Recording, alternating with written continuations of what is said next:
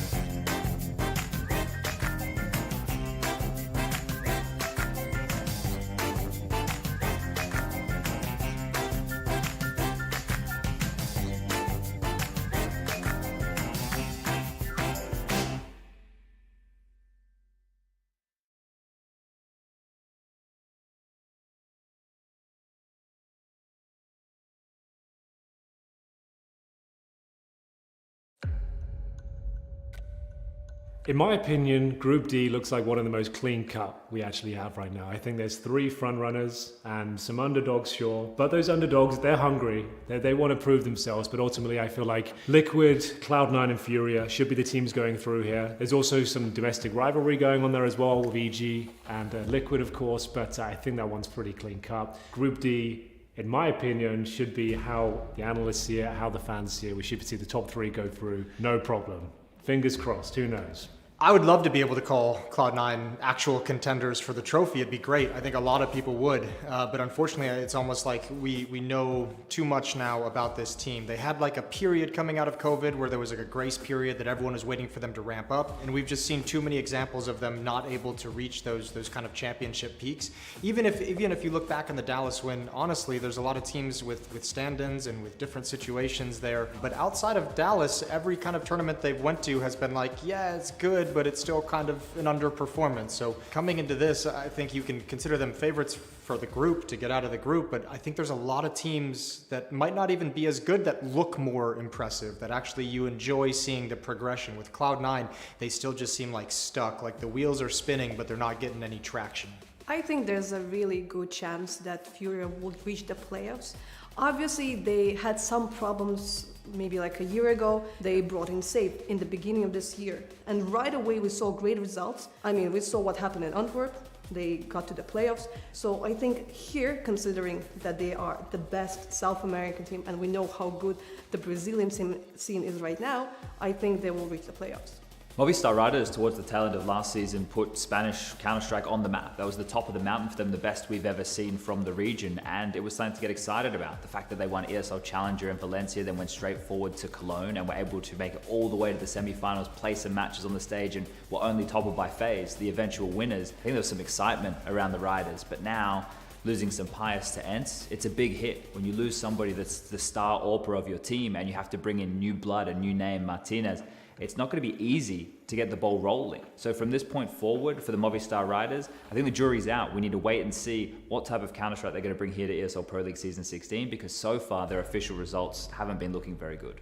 I think Liquid, I think you could surely make an argument that they can be contenders for the title. They're going to be massive underdogs, especially going up against, a Navi, but every event they've had since Yekindar joined, they've got exponentially better and more impressive as time has gone on. Yeah, I think there's a conversation there about them being able to take the trophy. It still is unlikely, it feels. Eternal Fire are an interesting one. Now, they've brought together some of the older names, Major coming back into the roster, of course, and now with Woxic there, Xantares, that's maybe the best lineup you could have built in Turkey right now. Whether it's going to be enough, I'm not so sure. They've got the RMR coming up after Pro League as well, so even if they don't make it out of the group, making some very big statement performances is absolutely everything here. Taking maps off some of the bigger names would be fantastic for them. I think when you look at this landscape of the group, there's 3 clear favorites and 3 teams who might be a little bit underwhelming. Eternal Fire and EG, when you look at them, they are going to be playing in the RMRs for their respective regions. I think what we're looking for is progression, seeing these teams get better, add to their playbook, look more comfortable at this level of Counter-Strike. I'm not going to be a harsh critic of where these teams are at because of some of the pieces that they find themselves with, but for EG, they're definitely not a favorite here in Group D. From a Counter-Strike point of view, and if you're a purist, you want to see the best strategies, the best duels, I would say Cloud9 versus Liquid. But if you're a little bit evil perhaps, maybe the EG versus Liquid battle, that domestic derby. If Group C is anything to go by, they're always the most explosive games, always the most exciting. For me, I hope I get to commentate that one. I think it'll be an absolute barn burner. For me, that's probably the most exciting game. It's difficult to pinpoint which game is going to be the most exciting. I think that it's between the 3 big names in the group, Cloud9, Furia, and Liquid. Any one of those 3 teams matching up against each other, that for me is the headline fixtures here in Group D.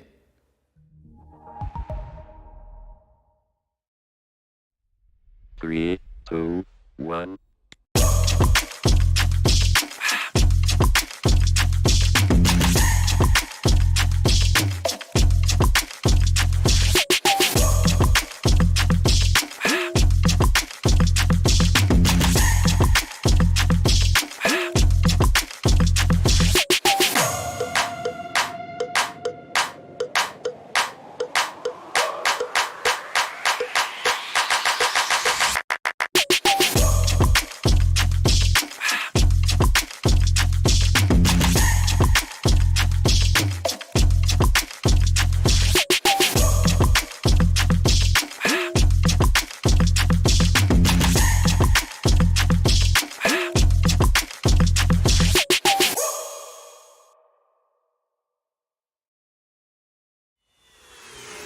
This is Keanu Reeves, and welcome to Rush Lane. Rush Lane is a new intense multiplayer racing game where you can compete against real players to win real money. Set in the towering crime-filled metropolis of Hub City. Here, champions put their life on the line for glory, power, and riches in the ultimate death race, known as the Rush Lane. How does it work? Simple. Pay a small stake to jump into the next race. All the stakes go into the prize pool, so the more players, the more money there is to win. Once enough players join, the race is on. Races last just a couple of minutes and are fully automated. Rush Lane is driven by our unique physics-based randomness engine. Starting positions, track segments, and traps are all randomly generated, and we've tested over 10,000 races to ensure no player has any advantage over another. Cheer on your racer as they scream down the winding city streets and through mysterious alternate worlds filled with dangerous traps and pitfalls. The first player to cross the finish line wins the biggest share of the prize pool.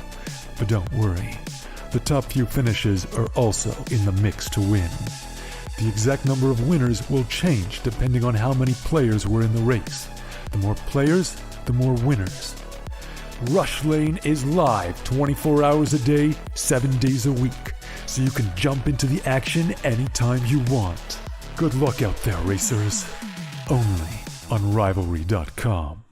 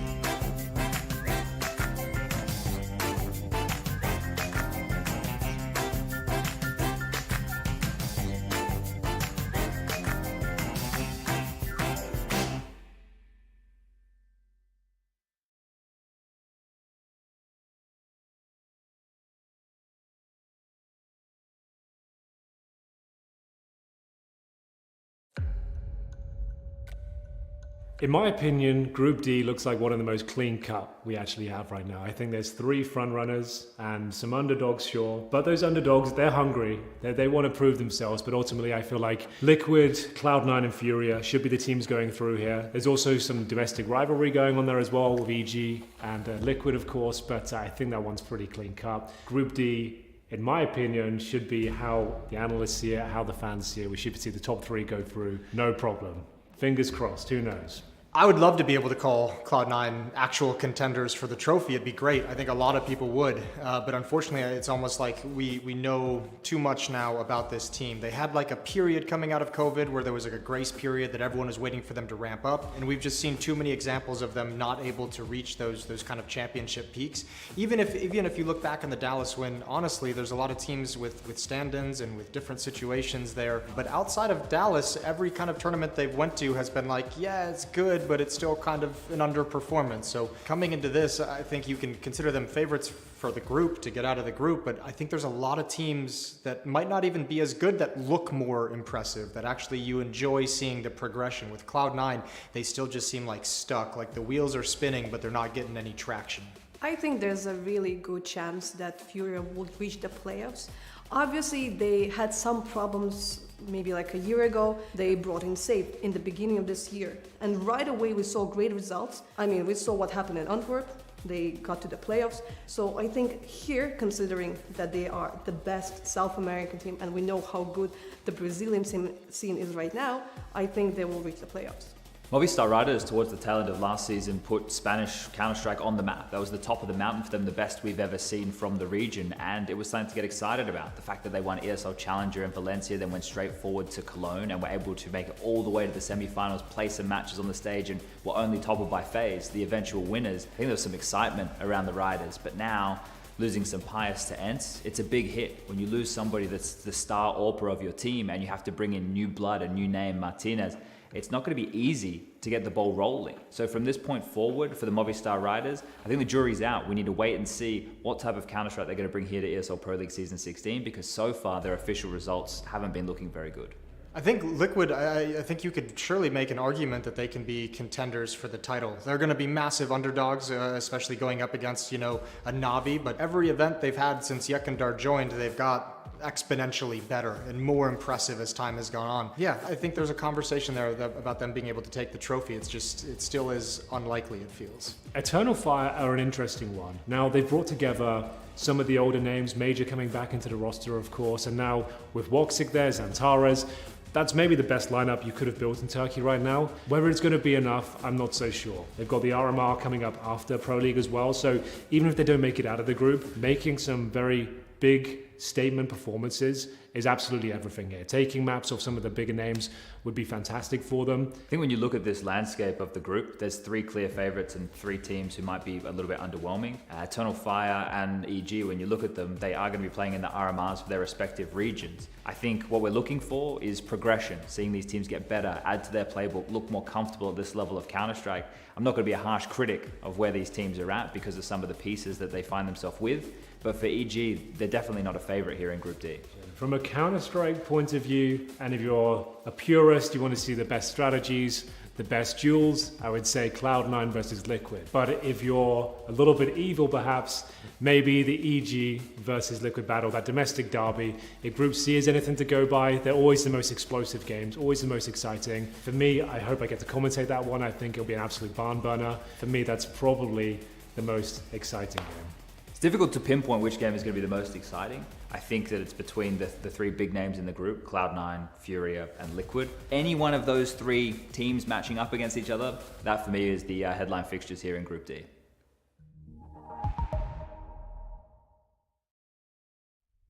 3, 2, 1.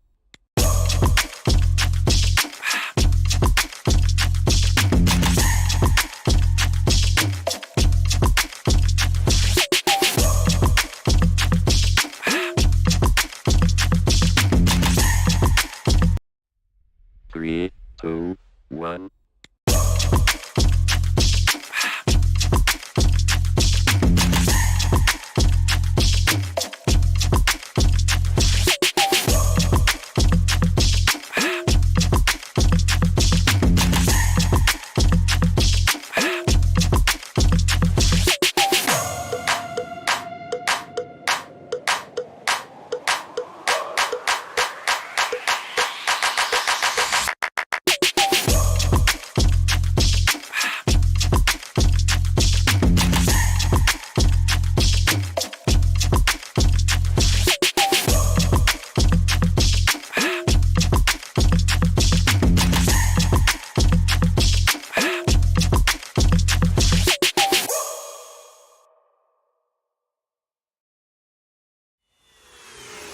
This is Keanu Reeves, and welcome to Rush Lane.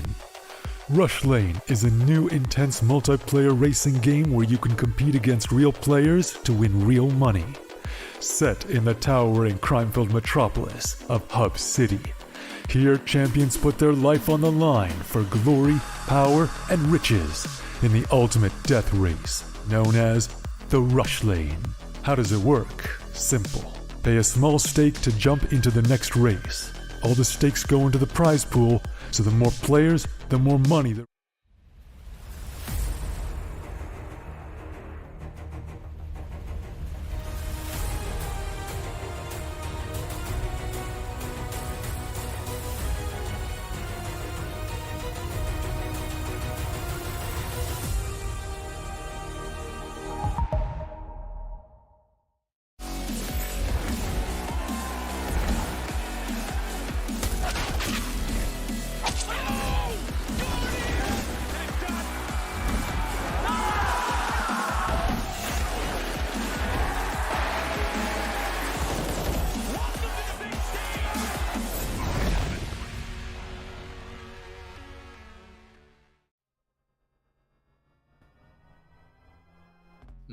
And yun, hello and welcome back to the official Filipino Broadcasting ESL Pro League Season 16. Ako nga pala si Steve Frog, kasama ko si Ventus.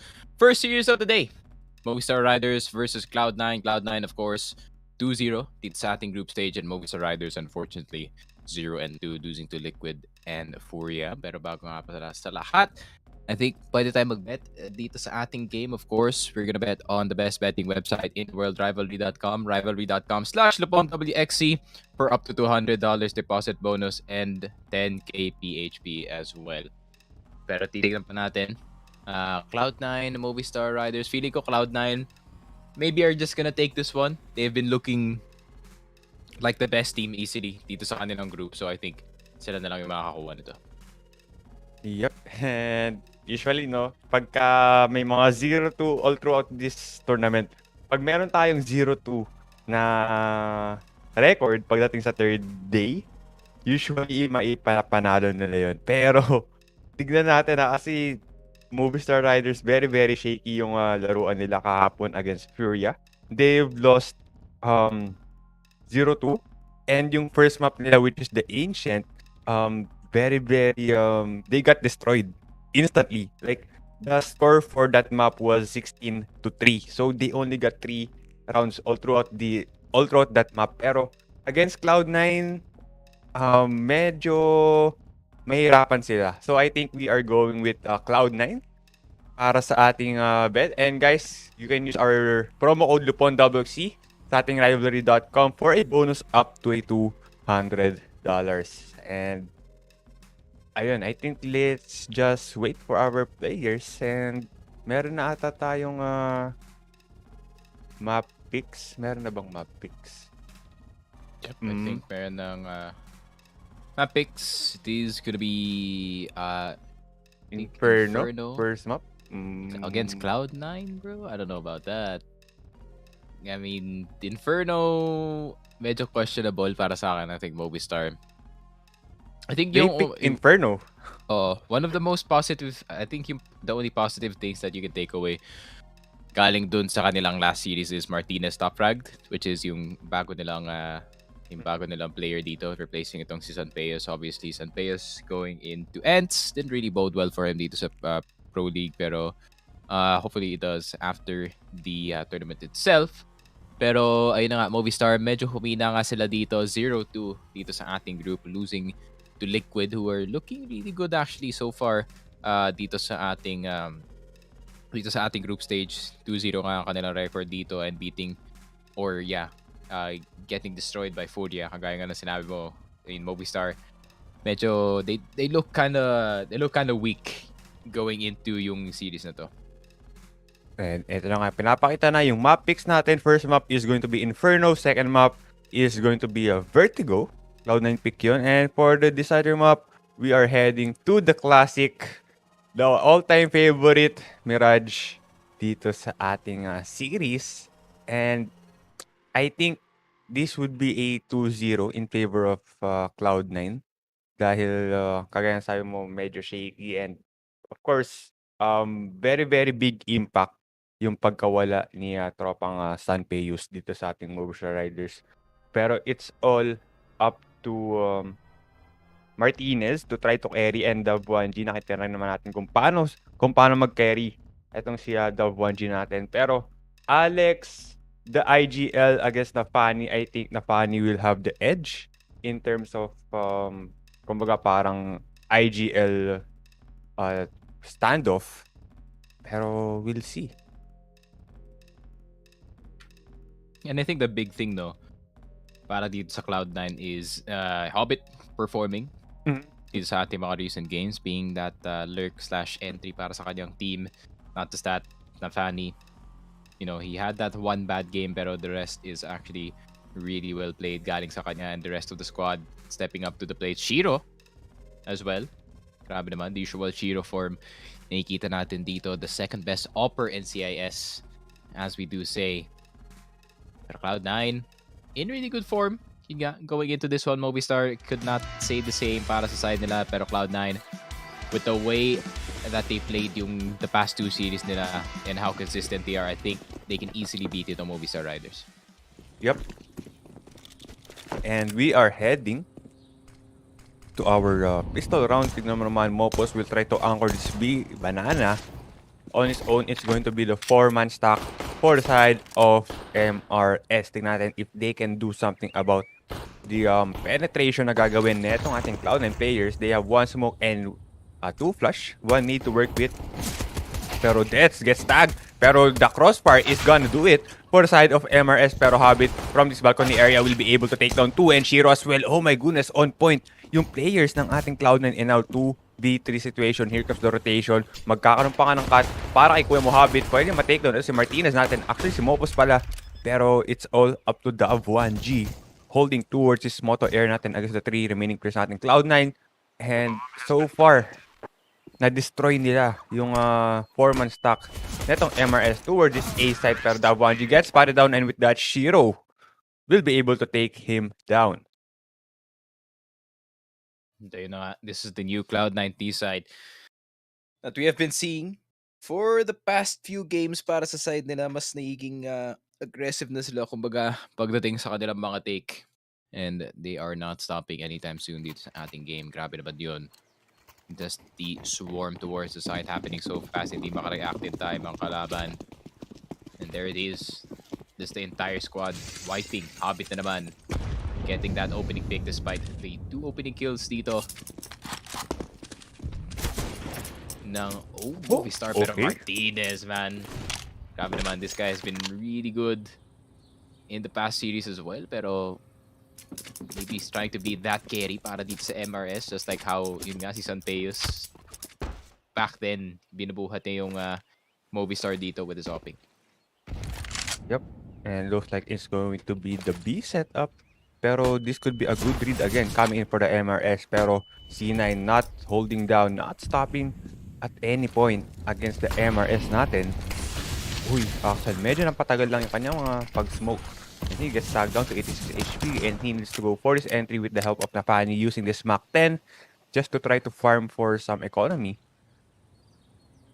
Pero Nafani going for the lurk, trying to gather some info for the Cloud9.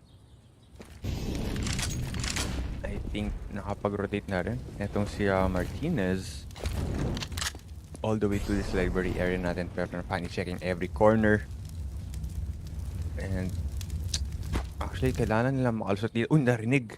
I'm sure na narinig na merong nasunog towards this arch area natin. Pero it's going to be the wrap-around play. 3 players, 2 players ng ating Cloud9 now wrapping around towards this spawn area natin. Pero Alex is here towards this construction area. Will he get one? Tamang 1 tap lang, and will get the head Mopos as well. Pero nandito pa naman si Shiro with this AK. Not gonna be enough. Shiro and Inters entering towards B site natin. Pero 4 seconds on the clock remaining. It's going to be a 1v3 situation. Inters with this Galil against Scout and Mach 10. Oh my goodness, the long range is there. Will take down 2, and all he needs to do is to find the last player ng MRS natin. The spray down is going to connect, and Inters with the clutch. 3 frags coming in, and with that, Cloud9 2-0. Nafani, sobrang hype. Yeah, I mean, mapapahype ka din kung nandito ka sa Cloud9 then enters with the 3K.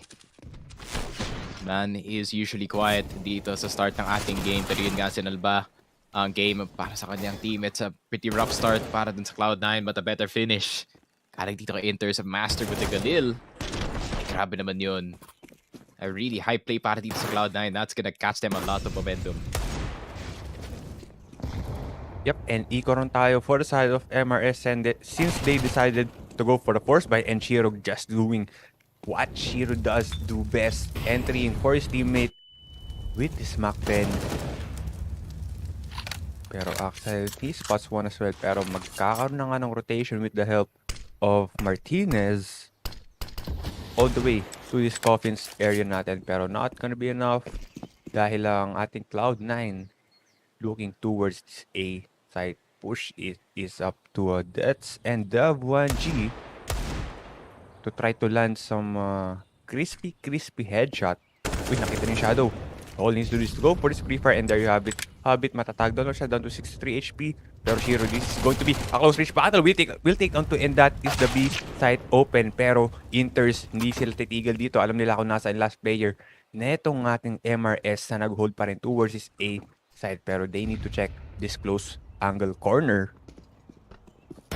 It is impossible. We'll take a one. We'll get the second one. No, he won't. And with that, clean 3-0 tayo for the side of Cloud9. And so far, sobrang linis ng T side nila. It's pretty fast as well para dito sa C9. So yung pace, if they keep it up just like this, it's gonna be really hard to read para dito sa side ng Movistar Riders. And it's gonna be up to individual plays. Probably maybe Martinez can get a highlight play dito sa may middle area natin. Pero Cloud9 getting everything that they want in terms of the map control dito. Movistar cannot deny them at all. Just too good into getting that control dito ka sa site natin. Pero Shiro already daring itong mid. AWP duel between Shiro and Martinez if ever, pero Dets will only have the FAMAS in his hands, and they are not getting any map control so far. Pero Axel, oh my goodness, has Pari down through the smoke. He gets tagged down to 9 HP, and no need for the follow-up sana, so they can take down kahit papano yung isang player na itong C9 natin. Pero 3-2 setup is up for the side of MRS, and a good check coming in for Hobbit. Pero still, tamang paramdam lang yung ating Cloud9 time and time again na ginagawa nila to, no, na they will pressure one side of the map, they will pick one, and atras sila. They will hold and antay nilang mag-overthink yung kanilang kalaban. Pero Mopos and sino tong isa? Si Alex. Oh, out of nowhere, Mopos will take down 2, will take down 3, pero may trade naman para kay Kuya Moshiro, pero that is a bad trade. 2 for 1. Actually, 3 for 1. So, in terms of manpower, lamang na ang MRS. Pero Shiro needs to go for this pick. Kaso nga lang, Martinez not gonna be enough to take him down. Uy, may info si Axel na nagro-rotate na isang player dito. Kaso nga lang, hindi niya binaril. Oh no. Pero, Dab1G. He's 9 HP. Make it up. Going to be the A-side plant, pero oh no, bad read coming in for the side of MRS. Akala nila is going to the B-side take, pero merong info si Axel. Di ba narinig ni Alex yun na it's not the B-side take? Huh. Yep, probably miscoms. Baka hindi niya agad na call out na tahimik masyado sa ating B-side, pero Shiro with his AWP. Nako po, mali siyang hinahawakan na angle. Pero Axel is here to save his teammate. And with that, Cloud9 again on the board 4-0. And that is the gun round of the MRS. Angle, bro. That's a timeout angle para dito sa MRS. That is such a bad mistake.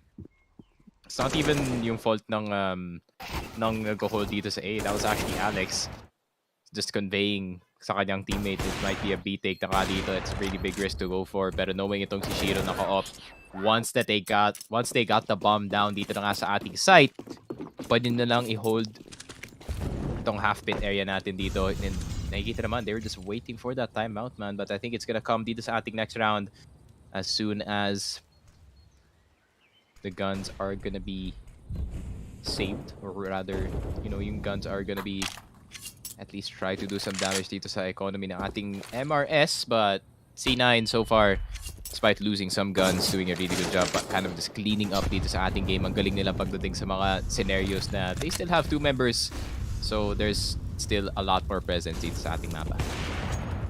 Pero, oh my goodness, Dav1G trying to go for this Eagle pick and he gets punished down instantly by this Shiro with this AWP kahit napakanipis ng angle na hinahawakan nito. Pero Martinez, naku po, kailangan niya mag-ingat dito. Hobbit will be able to take him down. Nakala ko it's going for the knife pero no, kailangan na lang niyang secure yung kill na yun. Dahil hindi sila pwedeng maging kampante even though they have the lead. Pero so far, 4 players ng ating Cloud9 lurking towards this banana area. It's all up to Alex to defend this site. With his deagle, he have 1 flash though. Push na yan. If magpa-plant na yung bomba. Pero mahirap, the smoke's about to dissipate, so it's gonna be tough. And Alex trying his best to at least damage one gun for the side of Cloud9. Pero tingnan mo naman nakapag-creep up na kagad. Eto si Kuya Mashiro all the way to this construction area. Pero Alex, hindi niya mat-take down. Ito sa Axel natin, and with that, mag-save na lang yung remaining 2 players ng MRS, which is Simopos and Dets with their FAMAS and MP9s. Pero 5-0 tayo. Cloud9 looking really strong. First map pa lang. And this is the map pick of MRS. At Inferno, maybe yun nga yung strong map dito ng MRS, and maybe they just want to out-strength itong Cloud9. Pero Cloud9 also good on this map as well. You have to consider it. Pero I think MRS medyo confident nga sila pagdating dito sa kanilang Inferno game, but EG not having the best of times.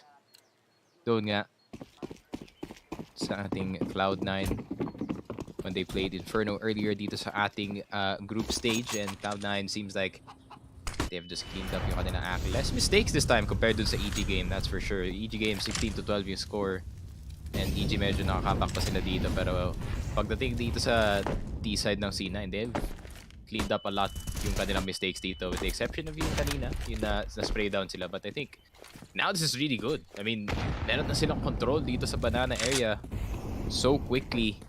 Then mapapaback off yung MRS dito sa B. I mean, this is gonna be a fight for control lang para dito sa C9.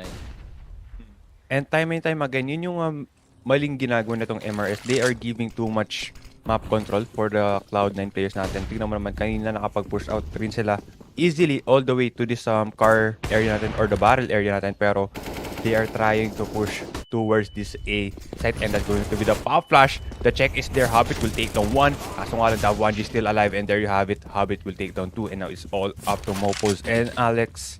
Bomb drop, pero no bomb plant is going to happen. There you have it. Meron ng flank na mangyayari para kay Kuya mo, Mopos. Pero they decided to save. Yep. And wala rin. Actually, meron naman silang kit kahit paano, pero it's going to be a hard retake. They don't have any utility at all. No flash, no smoke. So against the remaining 3 players ng Cloud9, they are respecting the dominance na ipinapakita nila. And yun na nga, MRS scared to lose any of these weapons na pwedeng gamitin dito sa ating next round. Meron pa naman pambili dito si Dets. So maybe they can just drop another M4 para sa kanyang teammate, and it is gonna be another complete gun buy. Pero Cloud9 starting to streak dito sa ating first half. Martinez did get that pick dito kay Nafani, but look at how fast the site was just occupied dito ng Cloud9. Hobbit, of course, supporting ang kanyang entry dito sa site, getting that quick 2 kills. And just another clean round para sa side ng Cloud9. Only 1 casualty na si Nafani, but I think that's understandable naman. He was just trying to get control dito sa may Archer's side just in case may angle yung op dito sa side. Yep. And Movistar Riders, they needed this timeout. Magkakaroon naman sila ng buy kahit papaano. Mopos. We still have the AK. Actually, yeah. All players magkakaroon ng buy with their rifles and they need to make it count dahil konti-konti na nga nag-i-stretch out yung lead netong Cloud9 6-0. And look at the economy. They have the 5K, they have the 8K in their banks. Pero full utilities tayo for the Movistar Riders. Tingnan natin if they can do something about the early pushes na ginagawa netong Cloud9 natin. Tingnan mo naman, fully blinded yung players ng Cloud9 as they're trying to push out towards this banana air natin. Pero meron pop flash and a good check coming for Axel. Sama mo pa ng nade and Mopos gets tagged down to 21 HP and Mopos finally gets the one, gets two.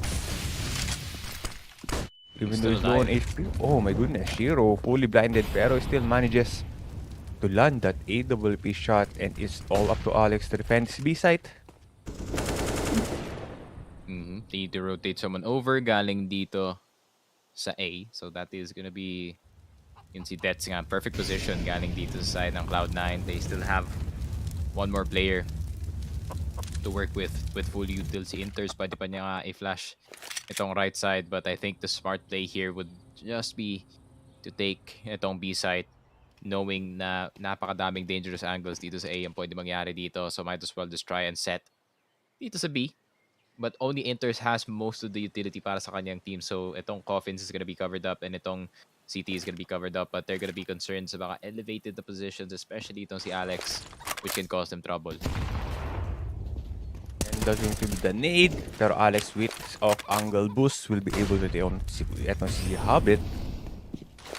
Pero 20 seconds on the clock remaining. Konti-konti na sila naubusan ng oras towards this round number 7 natin. And Inters will be able to take down Deaths by that Molotov. And from behind the 1G, Inters 1v3 situation with the spray down will take down one. Pero wala na rin siyang oras dito. 3 seconds on the clock remaining.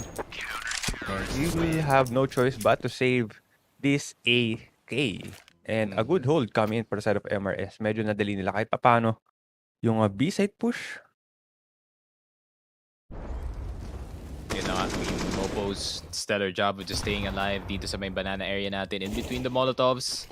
And you know, that is what I was concerned about, yung elevated nga na positions dito ng MRS that could really just do a lot of damage sa push na hindi nila ina-expect yung angle na yun. And Cloud9 only had Inters left. And you know nga, it was not enough to get them the round in the end. Pero MRS, the score is a score para sa side nila. Pero medyo madugo yung round na yun. So, if they lose this one, then mapapaigaw na naman sila dito.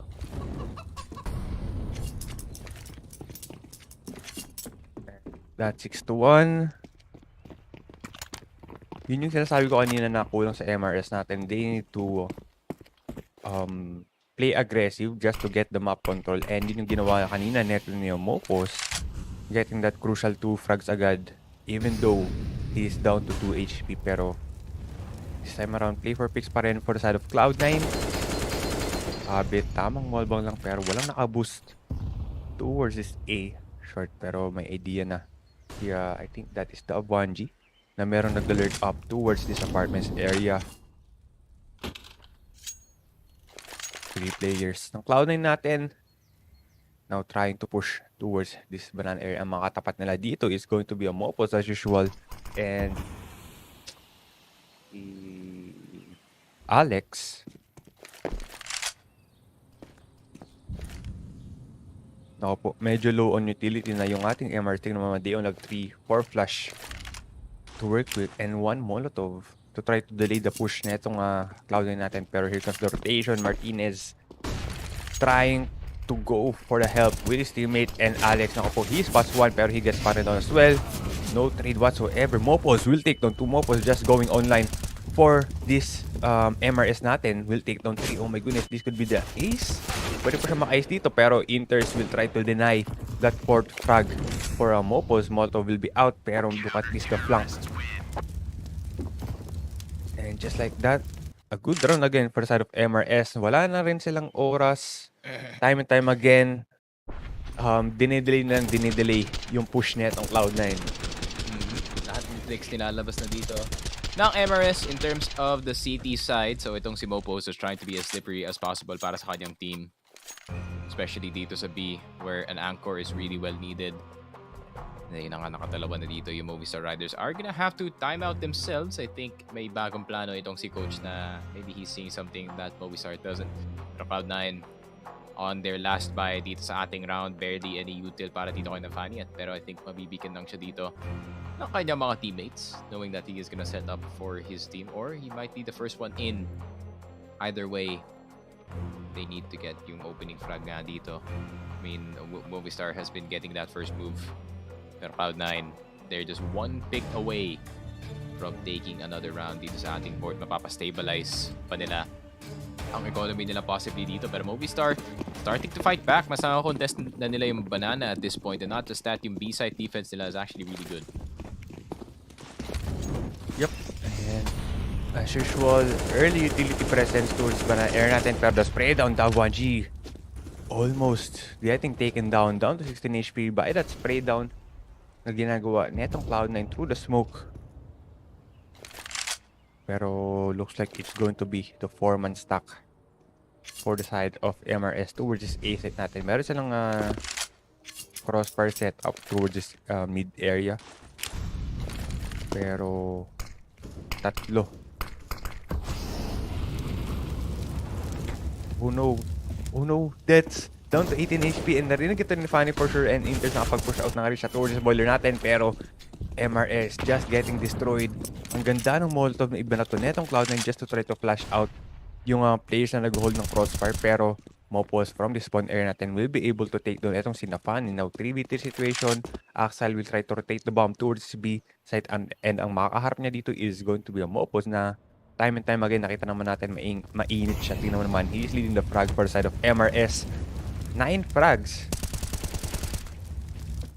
And that is the bomb drop. Pero Hobbit will try to cut the rotation. 32 seconds on the clock remaining. Oh, Shiro, the wrap around play. Big frag. And it's all the 1G. So, very unlikely na may clutch pa niya to since 16 HP na ang tira sa kanya. And Hobbit, tingnan mo naman, very healthy pa. Yeah, Mopos needed to get that one dito sa B-side, man. That could have been all the difference. 1 HP para kay Shiro. But they already knew kung saan bang gagaling itong si Mopos from that earlier kill kay Axel. Running through the molly and everything.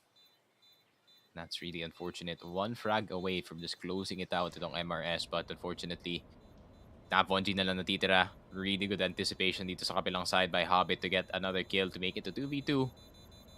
And na-stuck yung A player doon. He could not do anything at all. Yep. And di ko na-expect na aabot pa rin yung Molotov. Even though he's boosted up towards this A short, and MRS medyo na hold down yung kanilang streak dito. 7-2 ang ating scoreline. Cloud9 finally using their first timeout. Since medyo nakakapag-adjust na rin at nakakapag-adapt yung ating Movistar Riders sa ginagawa nilang play. Pero tingnan mo naman, walang pera ang ating Movistar Riders. USPs, P250, and Deagle with some utility kahit papano. 3 smoke, 1 flush.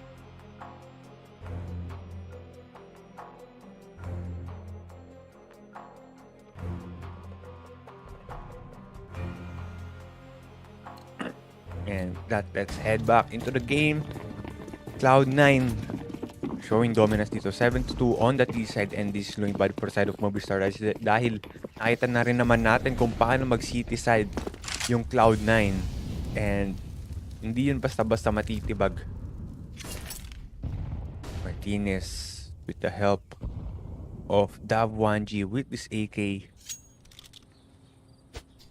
Holding tourist mid natin, pero meron ng banana control si Alex at saka si Mopos, pero is it gonna be enough against the AKs netong Cloud9?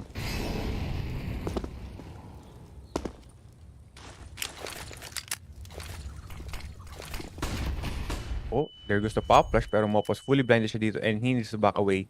5-7 against the AK. 3 players ng Cloud9 ang makakatapat niya if ever man mag-decide yung ating Cloud9 na mag-push out all the way to this banana air natin. Pero 55 seconds on the clock remaining, time and time again, naubusan ulit sila ng oras. They need to do something and they need to do it fast. Good of 1G. Naku po, na-pressure siya doon, getting flashed down by that Molotov, and makakasalubong pa nga niya etong si Hobbit with that 4v5 situation. That is the AK down for the side of MRS. Pero Martinez, this is a cheeky angle. Pag hindi doon na-check, na Fanny, medyo late check lang doon, pero Shiro, no trade whatsoever. Kahit pa paano mapipick up niya yung Galil dito, pero it's not gonna be enough. 24 seconds on the clock remaining. 2 players pa ng MRS natin na nag-hold towards this A site.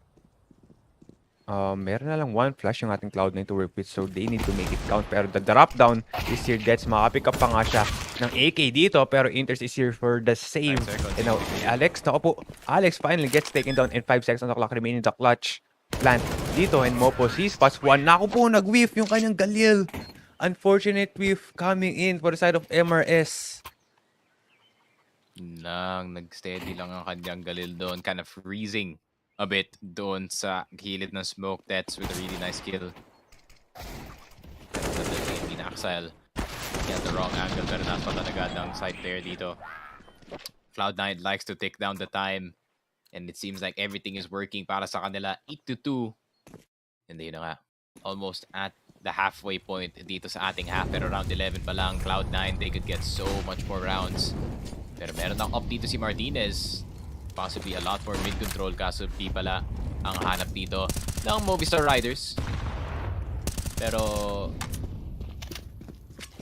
yep, I think iiwan lang nila si Martinez dito and just rotate the rest of the squad dito sa A side and try and see kung makakagawa ng play dito si Martinez, but it's gonna be a tough one. And kailangan na lang mag-ingat dito dahil hindi yata alam ng Cloud9 natin na merong AWP towards banana area. Pero a good read coming from Martinez. Naku po, he gets spotted down, and naku po, that is the AWP down. Very, very unfortunate for the MRS natin, and Deaths will be able to take one down, pero B-site is up for grabs. Ang ganda ng ginawa na itong MRS natin, pero Martinez not holding enough towards banana air natin, pero Inters for the cut ng rotation will be able to down Dav 1G. Now 3v4 situation. Alex going for the spam. Naku po, he gets spam down to 18 HP, pero Mopos lurking na siya towards this construction air natin, and C9 looking for another win on the board. They can still go for, actually hindi sila pwede mag-risk ng exit frag dahil wala silang pera. So utility waste, pero kahit pa paano masasave niya yung kanyang M4. There's looking for the frag. Anti-save. Narinig niya, meron tao towards this pit area, pero that's not be able to enough to take him down. Kung siya Alex Hani na gold ng pit doon, he could have been taken him out. Pero with that, 9-2 ang ating scoreline. Another timeout. MRS. Oh. I mean, tapos I wouldn't say na yun nga, Martinez is kind of at fault dun sa strat na yun, but at the same time, you wouldn't blame him para dun sa repick kasi in-expect niyang repick lang ang pwede mangyayari dun. Then he finds a person in front of him. At most, he would miss, pero yun lang. Miss time sa kanyang peak doon, nakakross ng isang player, seeing him on the right side, kitang-kita yung ulo niya doon. And yun lang. I mean, Movistar Riders not in the best shape dito sa ating game, pero Cloud9, you know, the opposite. Sila nga yung mas steady dito, mas stable na Fanny 1-8, but it does not matter at the grander scheme of things. Si Shiro Hobbit and si Inters ang gumagawa para sa kanilang team. I think si Fanny and si Axile sa city side pa sila, you know, magra-ramp up dito. And usually Fanny and Axile just going for the cut ng rotation. Pero the front lines of the Cloud9 really looking good and really looking strong. Inters ma-incha with 17 frags on the board. Pop flash coming in, pero Alex not gonna be finding anyone.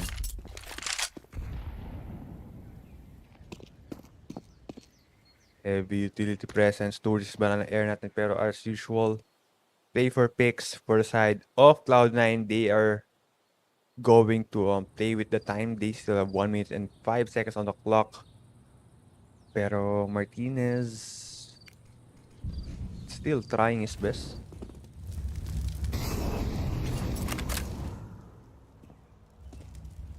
Look like it's going to be the A-side push na Fanny. Slowly but surely na nga sila nakapag-push up dito. Pero Martinez, he spots 1 pero may 3 naman agad. Pare ko yung Fanny pero Fanny gets tagged down to 10 HP. 2 players na lang ang nagbabantay towards this A-side and they need to check this mini pit and the pit area natin. Pero Axel not ready for that pick. Come in para kay Kuya Mopos. Shiro nakita niya yung barrel dito. What a read. What a god. Oh my goodness. Pero Alex will be able to take down. Ito sinakain natin. Pero na-turn out ang pangalan. Into 2v2. Shiro, alam niya, may tao towards library air natin. He gets spammed on almost hitting the shot. Pero so far, retake tayo for side of MRS. Meron silang kit. So, body system. Oh my goodness. That is a whiff. Kaso nga lang, Shiro, Oh my no God, scope Shiro. is going to do it.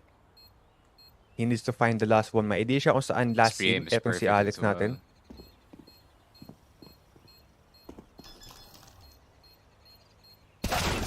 Oh! Not my enough. God. The reaction time check. Yep. Wait, did he have Eh, time? Yeah, I think he have. Madami. Wala siyang kit, but doesn't matter. 10 second defuse is gonna come through either way. Pero yun na nga, 3-9. Pretty hectic round for both sides. Shiro, despite a really good shots, nakita niyo yung barrel dito ng M4 ni Dav. Pero it lang Alex from the Library side. If Inter's got this shot dito kay Bobo super early, then this could have been pretty easy. Para kay Shiro sana. He could have been a lot, or he could have had a lot more HP para dito sa kanyang fight. But I don't think it mattered. M4 headshot and instant kill. 9-3 MRS. Not yet back in the game, pero nakaka-score sila kahit paano dito. So, still pretty good news para sa kanila.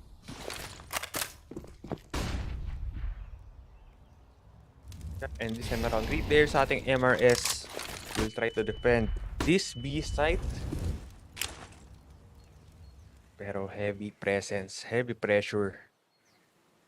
Mangyari for this both teams natin. And the pre-fire is there. 1-for-1 trade. Martinez not gonna land that AWP shot. And he needs to reposition himself. Pero this could be a bad read dahil Cloud9 still holding towards banana air natin. And the mga iwan lang dito is going to be Alex. I think may idea sila by that smoke na nag-iisa lang yung nag-hold towards this B side. Since knowing an AWP player from this B side after missing that shot and medyo may katahimikan, he could go for this rotate. Pero it's all up to Alex Martinez. Naku po, Dav1G, pwede niya makot off guard. Ito yung Shiro natin, if hindi siya mag-ingat, kaso nga lang narinig ata. Uy! Dav1G, narinig niya na may tumatakbo all the way to this banana air natin, and there you have it, Shiro. That is the AWP down for the side of Cloud9. Ay may idea na sila na all players ng Cloud9 natin will be lurking towards B side natin. Pero Alex still holding to the scorpion air natin will be get taken down. And now Martinez fully blinded, no vision whatsoever, pero 3v3 situation, 13 seconds on the clock remaining. Martinez trying his luck to go for this AWP wallbang. It's not gonna be enough, not hitting anyone. Pero Dav1G, tingnan mo naman, may ipit nila yung C9 players natin. I have no needs. Wala rin silang utility, pero meron namang kit kahit paano sila, so they need to make it fast. Pero Martinez still alive. Dito will be able to take the one, and now it's all up to Habit. 1v1 with the great one, AWP. Switch up to M4, pero with that Habit, a good hold coming in para sa kanya. And with that, Cloud9 again on the board. 10-3. The smoke that was supposed to be thrown dito sa may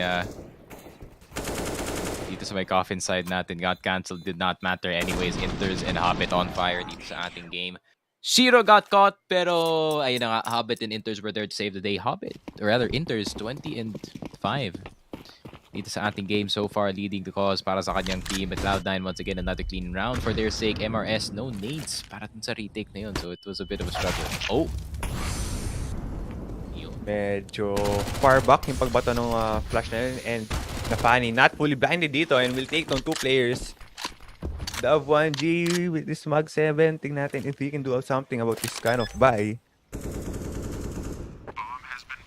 Nafani going for this aggressive angle play.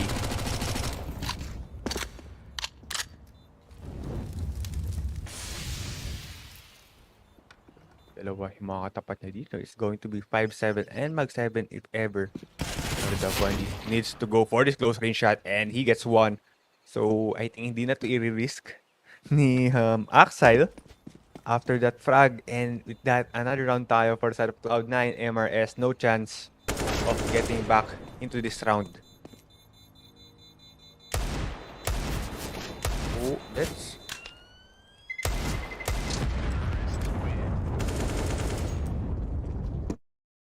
what a play coming in for the side of Cloud9, and grabe, dominance performance, T-side pa lang. Paano pa kaya pagdating ng kanilang city side? Yep, city side is gonna be quite a big factor na kailangan mag-isipin no, pag kalaban mo yung Cloud9 dito. Pero kung ganito na sila kagaling, T-side pa lang, then it's not gonna be a fun time para dito sa Movistar Riders. Considering map pick nga nila to, and map pick pa nga ng Cloud9 ang nasa next one, MRS has to have their vertigo ready, man, or this is gonna be not fun. Pero Martinez, finally, an opening para sa kanyang team, getting itong si Axile. But Axile is already checked out para dito sa second half, man. He just wants to play that city side na he really is good at. Pero Shiro, man, too fast. Pero hindi yata nila alam na mayroon pang close range na nag-hold ng angle dito is going to be the 3-man crossfire setup and a good repositioning coming in for Des, pero he gets taken out by Hobbit. 2v3 situation, bomb drop to this mid area, pero they need to go for this check and now it's all up to Hobbit. 1v3. Wala siya. Actually, ang dami ng utility to work with. The nade doing so much damage. Meron pa silang nade dito na pwedeng ibato to this team. Pero hawak ito ni Alex.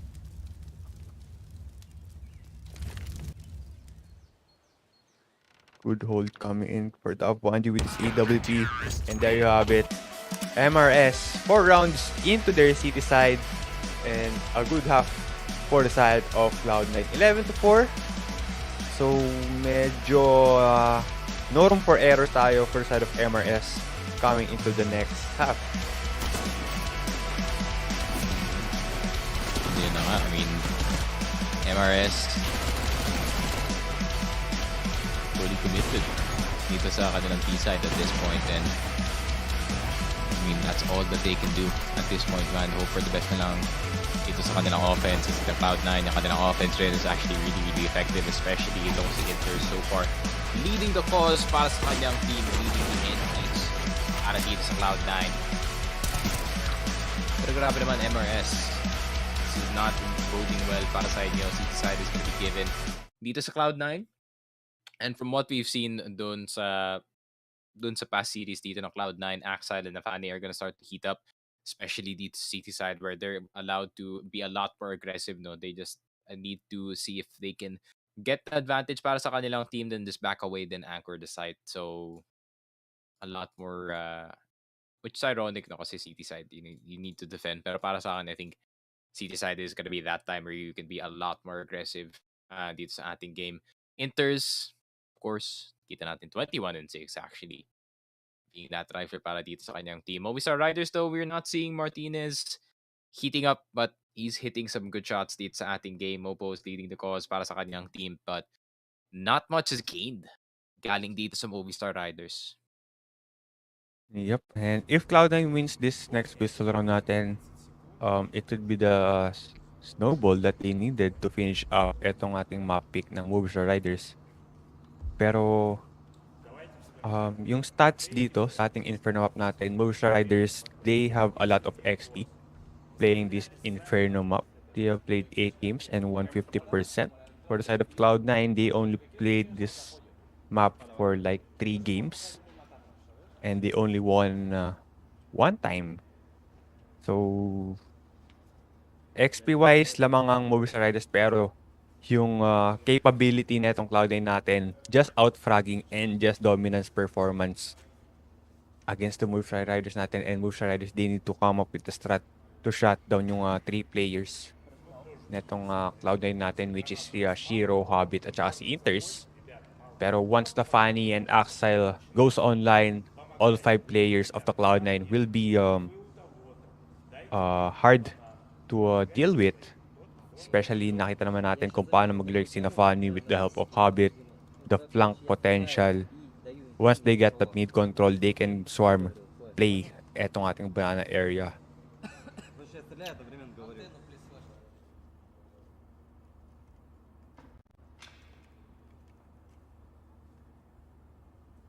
Ayun na nga. I mean, we're just waiting for the teams to get back into the server.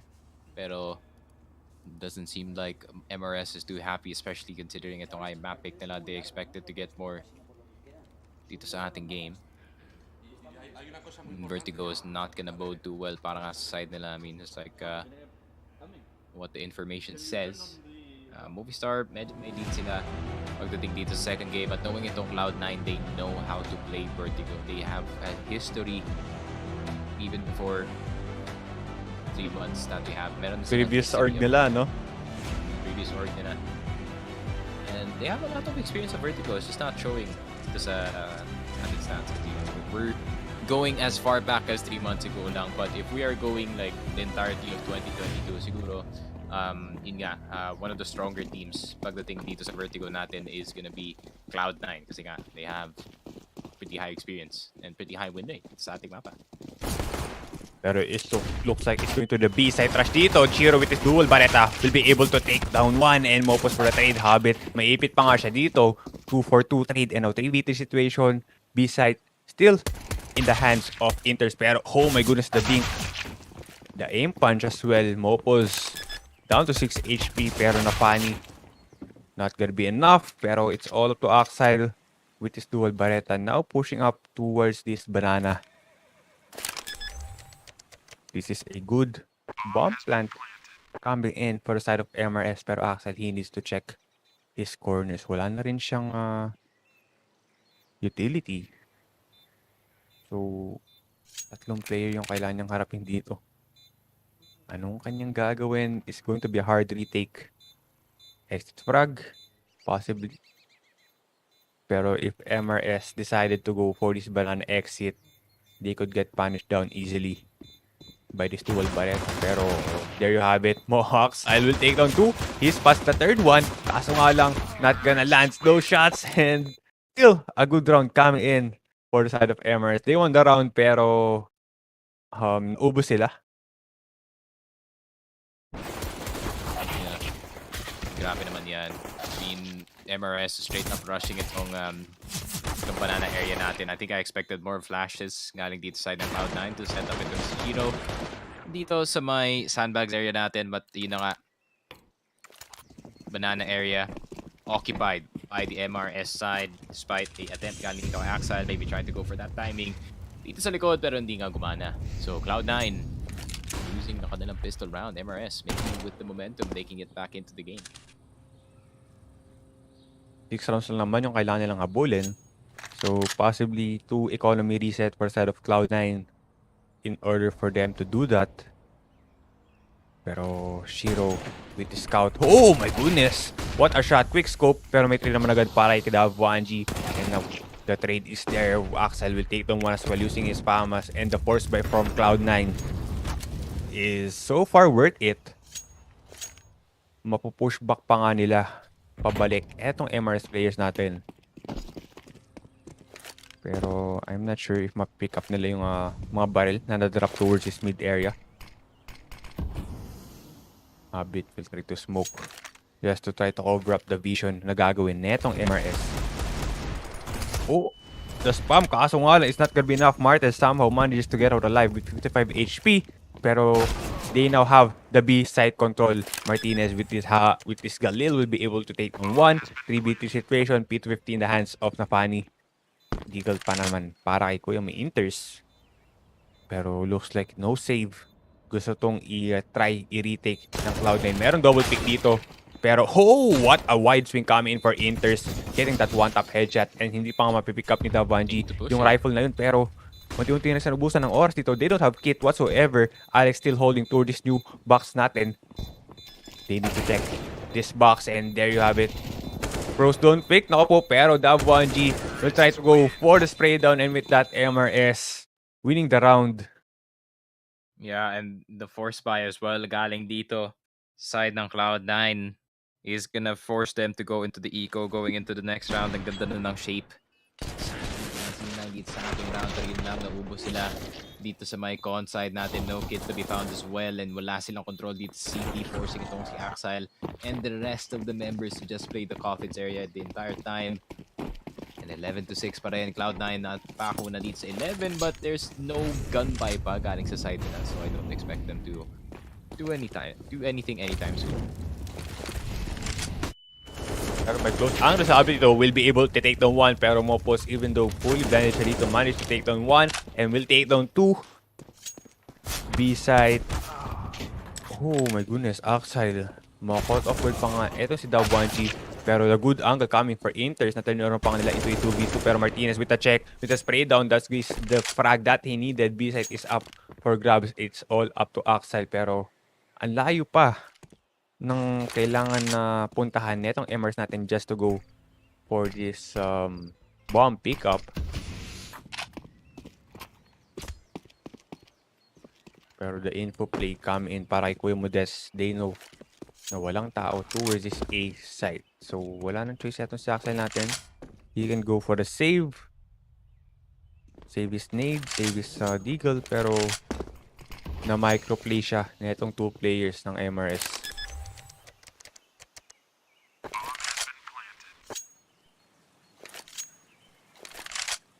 Somehow, he will be managing to save this AK. And with that, 3 straight rounds tayo for the side of MRS.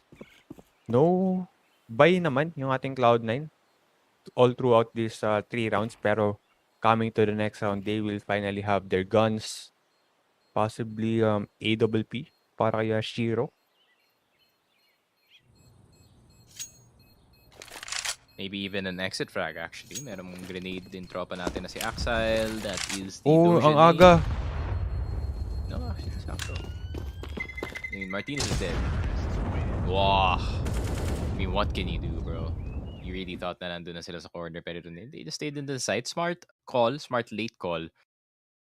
Galing dito sa Movistar Riders, pero yun na nga, it's still an AK acquired para sa side and ng Cloud9, pero Movistar nakakabalik na sila dito sa ating game.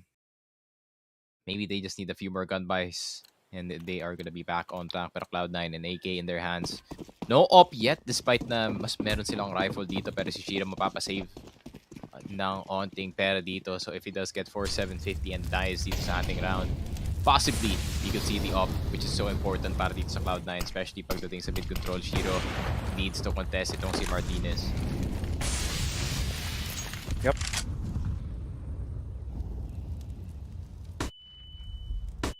Habit will try to check just from ating banana wall.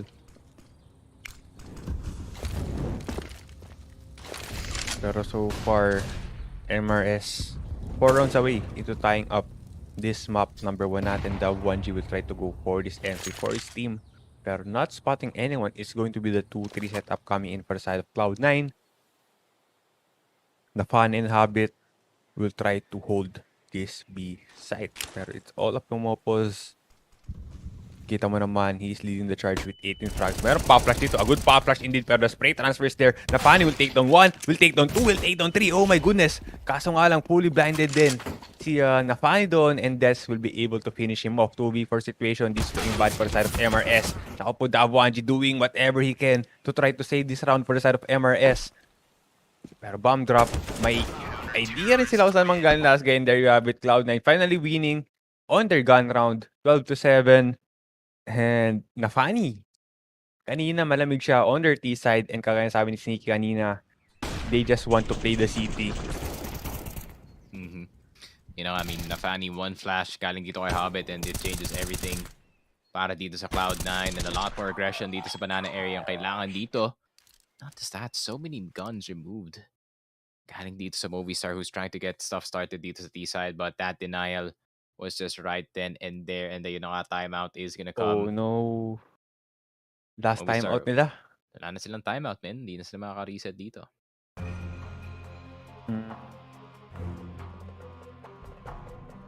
Last time out. And they don't have any more left pagdating dito sa ating second half. And they still have a long way to go. 5 rounds to tie this one up. So now it will be up to their IGL to call the shots, which is Alex.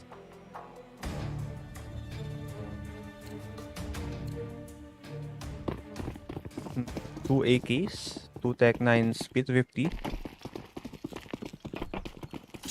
Short on utility buy ang ating MRs dito pero the run boost for Shiro. Uy, medyo na-distract siya kahit papano by the chicken. Pero once you really have a good reflex, kahit anong gumalaw sa iyong screen, masusundan talaga ng iyong crosshair. Pero Nafani, tignan mo naman, very very aggressively playing towards banana air natin. Pero flash is up. So I think may idea sila na walang nagtatangkang mag-control ng banana air natin since 2 players ang nasapatan to this apartments area.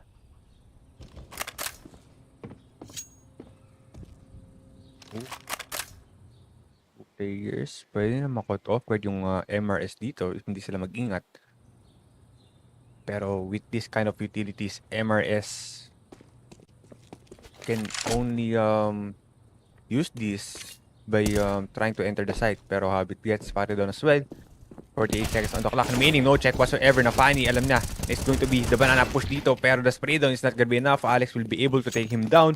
4v4 situation, 40 seconds on the clock remaining. And the rotate is going to be executed for the side of MRS. It's all up to Inters and Axel to defend this A site. Mopos checking every corner he can using this Tech 9. Pero Axel, very very cheeky angle.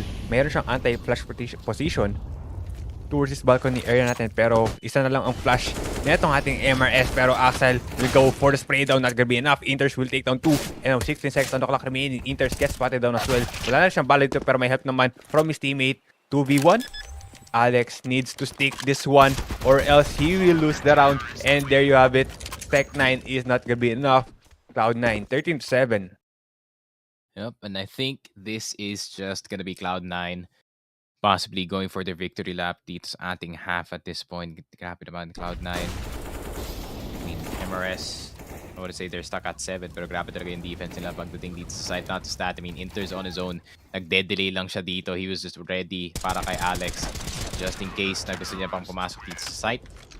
Just making sure that his teammates have time to have that wraparound and no time para mag-plan para dito kay MRS. C9 in control dito sa ating game. Oh, big nade and big clear possibly. Oh, Nafani just wiping down yung MRS natin. And tignan mo naman, economy niya up to 6k with those triple kills. MRS not really looking good. On to their map pick. Cloud9 just dominance performance, 14-7, 2 rounds away into closing out this map number 1. Pero MRS will finally get their hands on their gun around 4 AKs, 1 Galil. They need to make it count. No room for errors for the side of MRS. Kaso nga lang, the AWP is not gonna be hitting for the side of Shiro.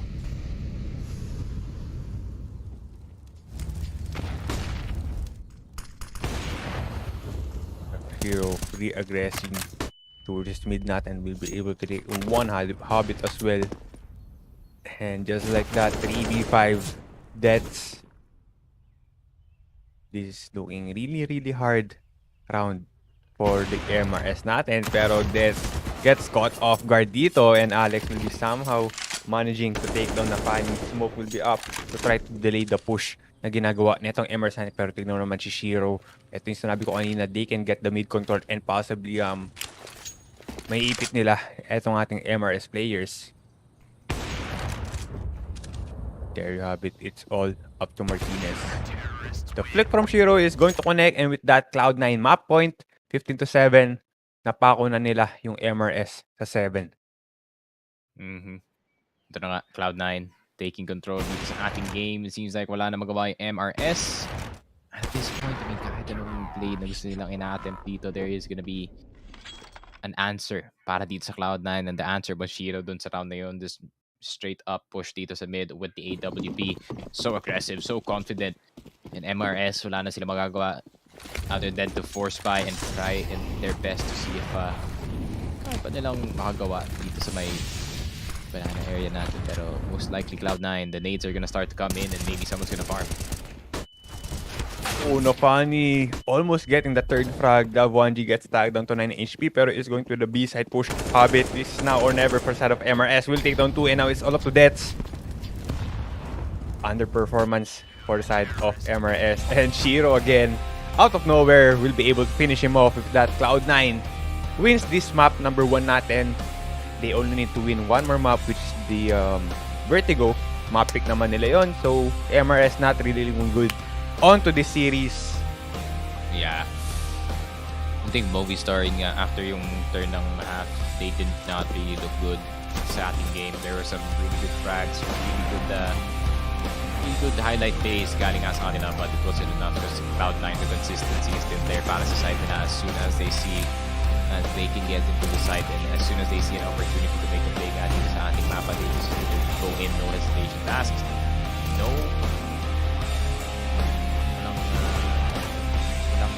Walang nag-aantay dun sa mga ibang players para makahanap ng play dito sa ating game.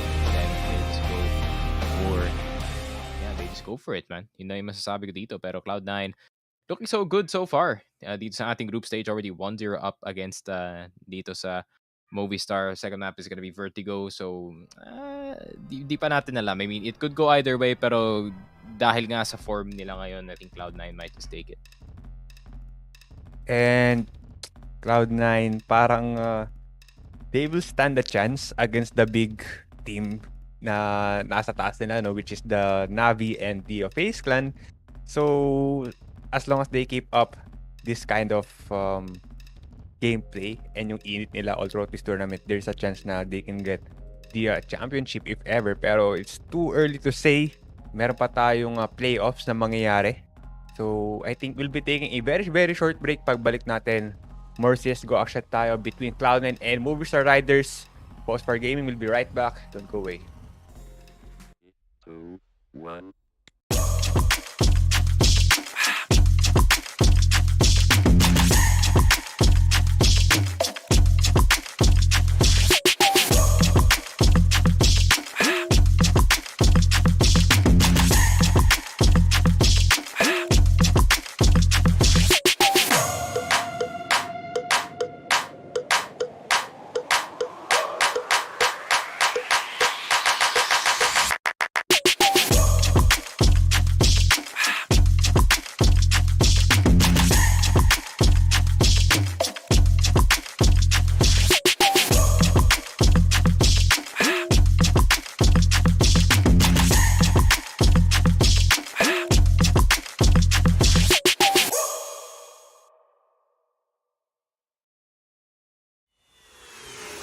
This is Keanu Reeves, and welcome to Rush Lane.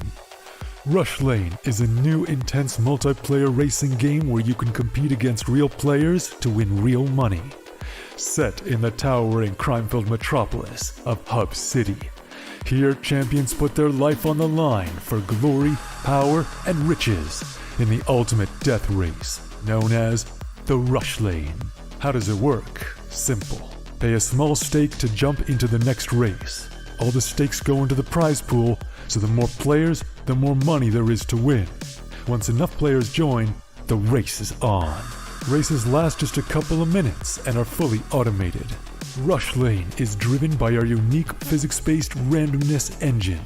Starting positions, track segments, and traps are all randomly generated, and we've tested over 10,000 races to ensure no player has any advantage over another. Cheer on your racer as they scream down the winding city streets and through mysterious alternate worlds filled with dangerous traps and pitfalls. The first player to cross the finish line wins the biggest share of the prize pool. But don't worry, the top few finishes are also in the mix to win. The exact number of winners will change depending on how many players were in the race. The more players, the more winners. Rush Lane is live 24 hours a day, 7 days a week, so you can jump into the action anytime you want. Good luck out there, racers. Only on Rivalry.com.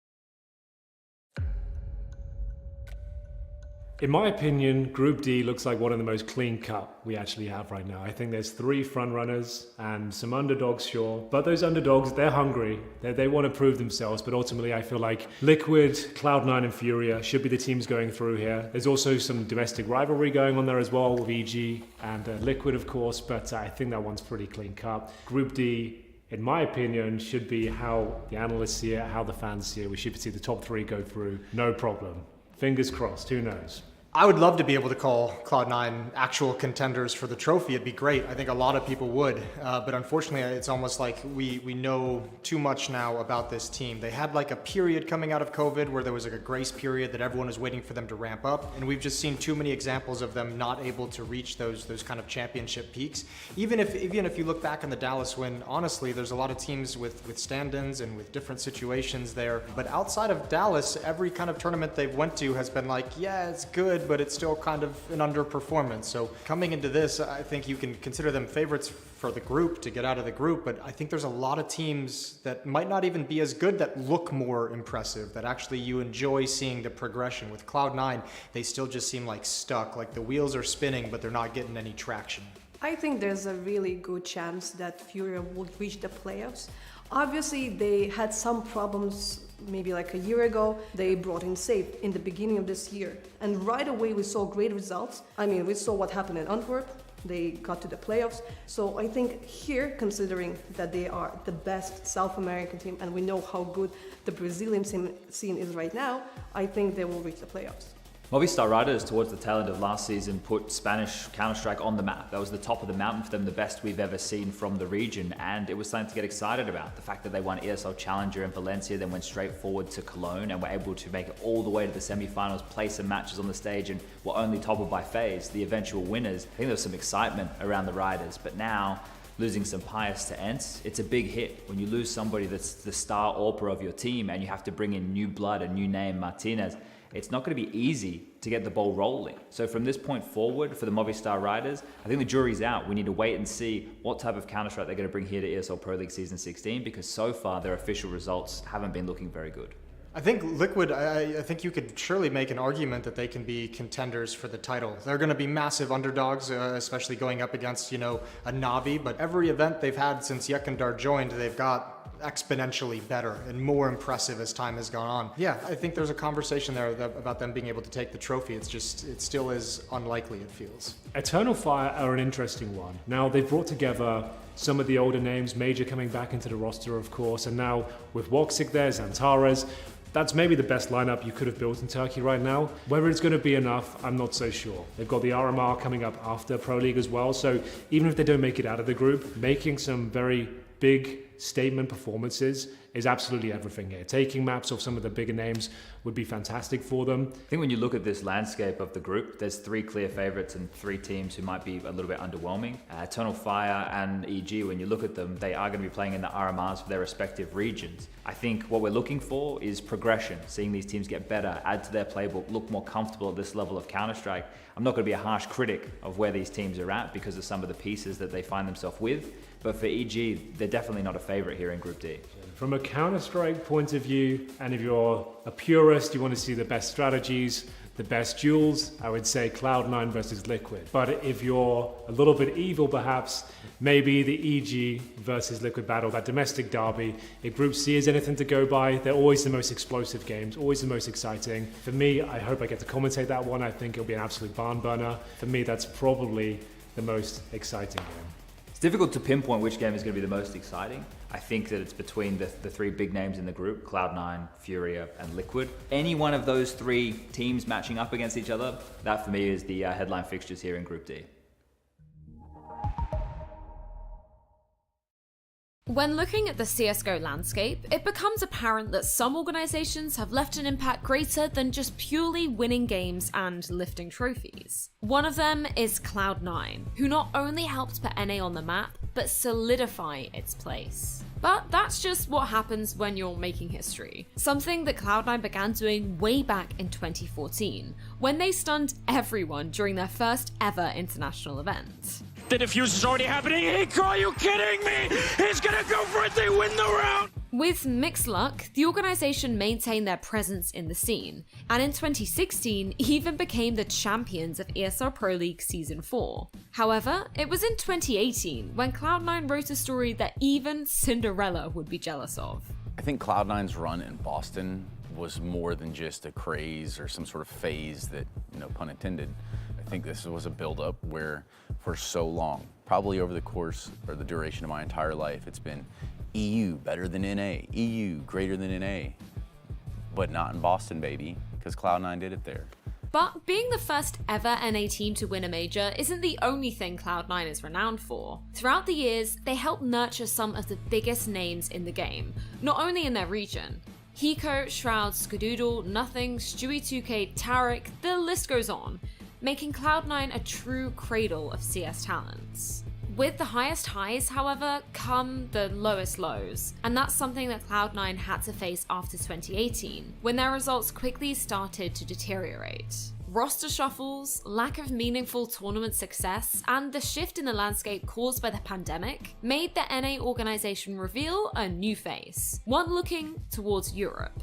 Henry G and Cloud9 with the Colossus project were trying to build a championship caliber roster using available pieces out there while also building up new talent. The objectives, of course, of the Colossus when we first founded it was to create a European-based top 10 team that would be winning on LAN, but ultimately we couldn't actually get to an event. We couldn't travel to any tournaments. We couldn't get to a boot camp, and we were plagued by the online era of Counter-Strike. Lots of barriers in our way, affecting us, of course, with the COVID situation and with visas as well. We could never get the practice we needed. We could never actually play a single LAN game for the entirety of the Colossus life cycle, if you will. And I think we did the best we could, but ultimately it was always doomed to fail considering the landscape of Counter-Strike we were entering at the time. In time, Cloud9 had to face the bitter reality, and despite their best efforts and earlier hopes of staying on the CSGO scene, in March 2021, they announced their departure from the game. The doors were not locked though, as only 1 year later, the Phoenix rose from the ashes, taking on an entirely new perspective. When we just realized that Cloud9 gonna sign us, Hindi yun. Hello, welcome back to the official Filipino Broadcasting ESL Pro League Season 16. Ako nga pala, Sneaky Frog, kasama ko si Ventus. Game number 2 na tayo sa ating best of 3 Cloud9 versus Movistar Riders. Movistar losing dito sa kanilang first map pick, which is gonna be Inferno. Pero map number 2 na tayo, which is yung pick ng Cloud9. Movistar Riders have experience dito sa ating mapa. And I think they have a fair chance going into our match, pero knowing yung kanilang form and seeing how they didn't really play that well dun sa kanilang first map, parang may upper hand na dito yung Cloud9 can possibly collect another 2-0 dito sa ating game. Pero may kita pa natin if mangyayari yun. But meron ba tayong bet direct or what? May bet ba tayo? Of course, betting on the best betting website in the world, rivalry.com. Rivalry.com/LuponWXC for up to $200 deposit bonus. And ka naman pumili, Ventus. Like, ano yung what's the verdict? Cloud9 pa rin to, man. Cloud9 all the way. Tapang ng bet to 10.5. They're not that bad, bro. This is not EG. Ooh, burn. 50 pesos lang. Yun, 50. Pero pag tumama yan, ano talaga yan? Guys, of course, bet responsibly. Kasi ngayon, hindi kami nagbe-bet responsibly. Pero, why not, diba? Go for a miracle bet. Pero yun na nga. Tignan natin. Main map number 2, Vertigo, pare. Cloud9, we've seen them win on Vertigo earlier dito na nga sa ating year. Before they were even Cloud9, you know. Nandun pa sila sa isang org. So, yeah. I think perfect nga to, yung Vertigo, just to close out itong series na to, Movistar. They do have experience, but di ko pa nakikita si Martinez on Vertigo, so I'm not so sure if I can really comment sa kanyang performance na pwede na mangyari dito. Yep, and so far, under the banner of Cloud9, they only played Vertigo one map, and hindi pa sila nanalo. Pero, kagaya nga ng Travis ni kanina sa kanilang previous org, they are really strong team pagdating sa ating Vertigo map, and MRS not really doing good based on their performance sa ating map number 1. So, we'll just have to see. Pero bago na lahat, guys, this is still the official Filipino broadcast of ESL Pro League Season 16, brought to you by LuponWXC, Phosphor Gaming, The Armory, and of course, Rivalry. You can check out rivalry.com and use our promo code LuponWXC for a bonus up to $200. And with that, let's head back into the game. Cloud9, they will start sa T side natin. Meanwhile, MRS sa ating city side. Pero looks like it's going to be the slow play coming in for the side of Cloud9. If MRS got dominated by this first half, it could be really over for this series. Pero so far, it's going to be the 5-man stack towards this area. Molotov will be out to try to clear. Kung meron nagbabantay towards this sandbags area, pero Mopos, that is going to be a good nade if ever. Pero na-funny, a good read coming in. Hindi niya masyadong masasagot yung damage ng nade, pero 5v5 pa rin naman tayo. Kahit papano, MRS on the retake. One flash, one smoke to work with. They have the defuse kit, so the crossbar setup is up para sa side ng ating Cloud9. Pero Habit hitting one, and it's going to be 2v3 situation. Shiro, they have the smoke. Holding na siya. Close angle dito, pero kailangan nilang distraction. They have the kit, so Shiro needs to go for this wide swing, and with that, MRS wins the round with the Ninja Defuse. And you know, I mean, really good job. Galing dito side ng MRS, getting back into the side despite napakaganda na position. Galing dito sa Cloud9, they could not put it out at the end. Smoke, I think prepared yata yung MRS to go for that type of play. Sa start pa lang ng ating round, they bought the kit and they bought the smoke. They know it's hard for yung mga players, especially sa mga Ds, to contest dito sa may ramp area pag nakapaba na yung bomb and they have the numbers disadvantage. So, it's gonna be a force para naman sa Cloud9 to try and get it back. Yep, pero look at this. Cloud9. They got the bomb plant last round natin, so they will have enough economy for Galil's 1 Mach 10 dance sa Tafani. And they punish down agad yung 2 players na itong MRS natin. 3v5. That's will try to hold this side on his own. Kaso nga lang, Martinez, masyadong wide pick yun. And now it's all up to Dav1G with his M4 A1S. You have no choice but to save. Nafani will try to go for this frag and possibly getting this free rifle upgrade. Pero Dav1G, a good read. Hindi na siya nag-overcommit and nag-overpush. Pero kailangan nilang mag-double pick dito if ever. Pero naririnig niyo po sa dito Dav1G. They are trying to bait. Pero Axel will be able to take him down. Ay, napani pa da. Pero Axel gets taken down. Pero still, a good run tayo for the side of Cloud9. Naubos nila yung barrel. Netong MRS. With that, Nafani will pick up this M4A1S and Shiro as well.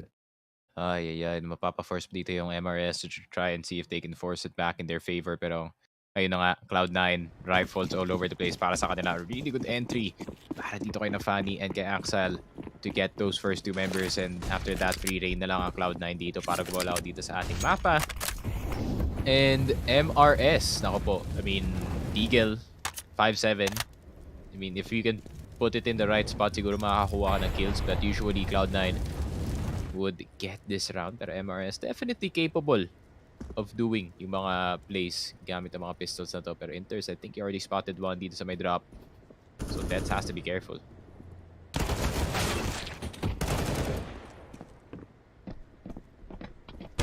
Going to be 1-for-1 trade. Pistol run tayo for the side of MRS. Dav1G trying to spam his 5-7. It's not gonna be enough. Axel will be able to take him down. 3v4 situation. Alex still holding. And meron silang flank which is going to be Shiro to try to punish yun etong players nating MRS. Pero so far, hindi pa nila nispatan yung last player ng C9 dito sa kanilang likod. So, there you have it. Shiro will take down one and he knows na merong close pa which is going to be Martinez. That's going to be the nade pero it's not going to be hitting anyone. Kailangan nilang i-push out to. They have enough. Actually, wala rin sila masyadong economy. Pwede pa sila malaso neto ni Alex if ever. Oh, pop flash. Martinez trying his best. Pero, uy, Axel gets taken down instantly. Pero may 3 naman para Nafani. And with that, no save whatsoever for the side of MRS and Cloud9 again. Back on the board, 2-1. Ang ating scoreline really looking strong on their T side. And ayun na nga, 2-1 Cloud9 on T side. Ako po, I mean, Movistar, they had a good start dito nga sa kanilang pistol round, but once Cloud9 got that forced by win, they just lost control dito sa ating game, and mapapa 3-1 pa nga yata unless MRS finds one person dito sa mid and get that AK play going. Pero oh, 4-man stuck dito and Hobbit gets spotted down. May ipit pa nga siya, pero ipit rin naman nila yung players ng ating MRS. Inters will try to go for these frags and Nafani as well, just using the 5-7, and it's all up to Alex down to 10 HP. And there you have it, a clean wipe out for the side of Cloud9. MRS still one on the board. That is their eco run, and this time around magkakaroon sila ng enough buy to go for the rifles. And tingnan natin kung mag-AWP. Nope, no AWP in the hands of the MRS. They opted out to go for this M4A1S. Pero Shiro still AWP. And the rest players natin ng ating Cloud9. Full guns, full rifles, full utilities.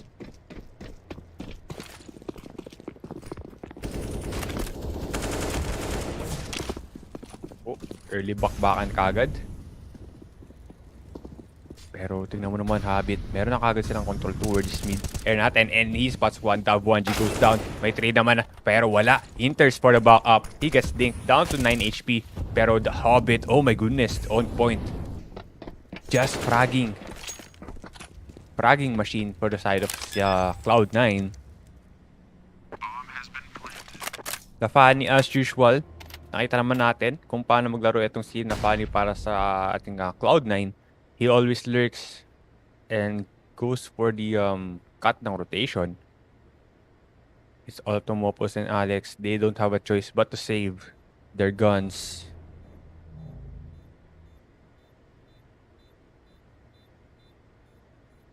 So I think Pwede makot off, pwede yung 2 plays here, pero narinig niya na meron nagpo-push out ulit sa ramp air natin. He takes one. Kaso nga lang, the wall bang is not gonna be enough. Axel will be able to take him down. And Cloud9 just don't want any save coming in for the side of MRS. Pero Alex, will he get out alive? 2 seconds? No, he won't! Shiro! Hinabol pa niya! Ay. The pain dito ng MRS, man. It just keeps on continuing. Cloud9. Grabe naman, Hobbit doing his thing na naman dito sa ating game. 4-1. And wala na naman pa rin ang mga Movistar Riders dito. Cloud9, is this gonna be the domination that we see dito nga sa kanilang T-side? Grabe naman, they just don't stop. Yup. And may nagtatanong bakit C9 ulit T-side. Kung sino naman po yung kunyari, sino yung nag-pick ng map, the other team will pick the side. So, possibly pinik ng C9 na mag-start sa T-side natin dito sa ating map number 2. Ng MRS pala. MRS, yeah. MRS decided to pick the city side dito sa ating map number 2. This is the map pick pala ng C9. Pero, ikoron tayo for the side of MRS. Scout will be in the hands of Martinez. Pero play for picks sila dito. Hobbit and Inters just doing so much damage. And Axel for the check para kay Kuya Models. Meron siyang off angle pero not gonna be enough to take one down. Pero now it's all to Mopos and Alex again. B-side is up for grabs. Bomb getting planted. It's Cloud9. Just dominance performance. Tignan mo naman. Ang daming pera ng Cloud9 natin. Inters with 11k. On his bank, Axel with 7k. As well as Shiro.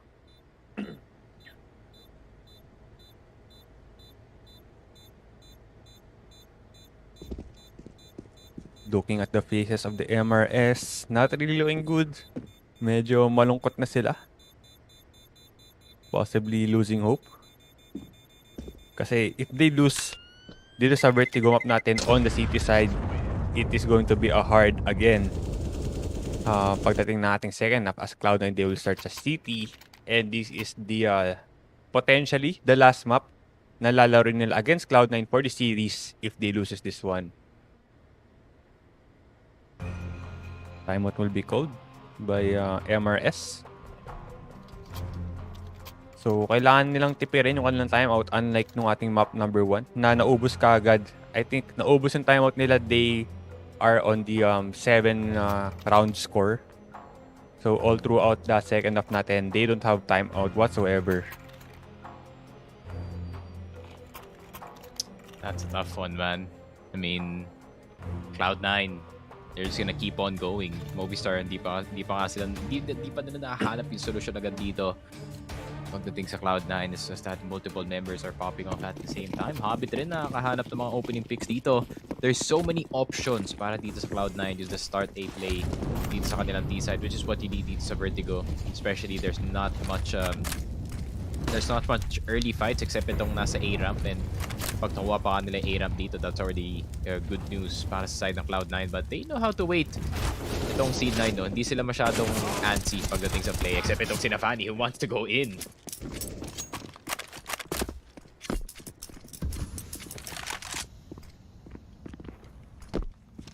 Yup, and early pickoffs again for the side of Cloud9, getting the 2 frags. 1 for 2 trades, pero looks like slow play sila. Hindi pa rin sila nakapasok. Actually, there goes the bomb plant. And Emeralds again going for the save. Time and time again, di sila nakakita ng opening, and Cloud9, they can go again for another hunt. They are so rich. Tignan naman, 11k. 8k, 9k. Martinez, kailangan niyang ingatan yung kanyang AWP. Pero, kailangan din nilang ma-utilize yung kanilang utilities kasi they kept on losing the map control. They need to play aggressive as usual. Na kanina ko pa sinasabi onto the Inferno map. Pero, ayun, Cloud9. Very dominance performance.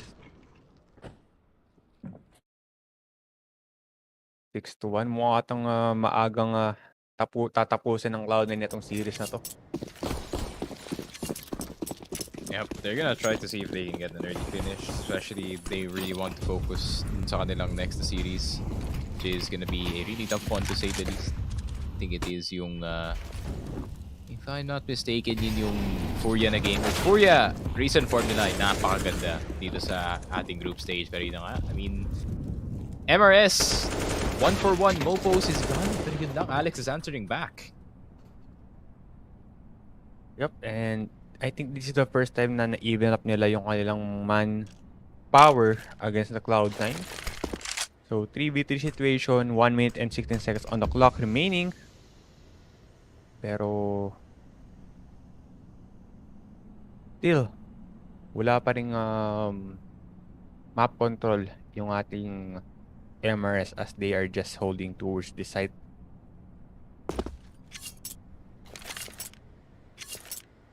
Excellent Inters. Tingnan natin if they can do something with this kind of push dahil wala sa na-spot na player ng MRS. One player holding mid, one player holding sa ating B site.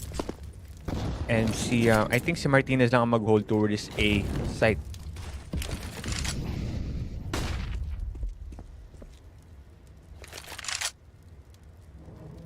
A site, I think, is up for grabs.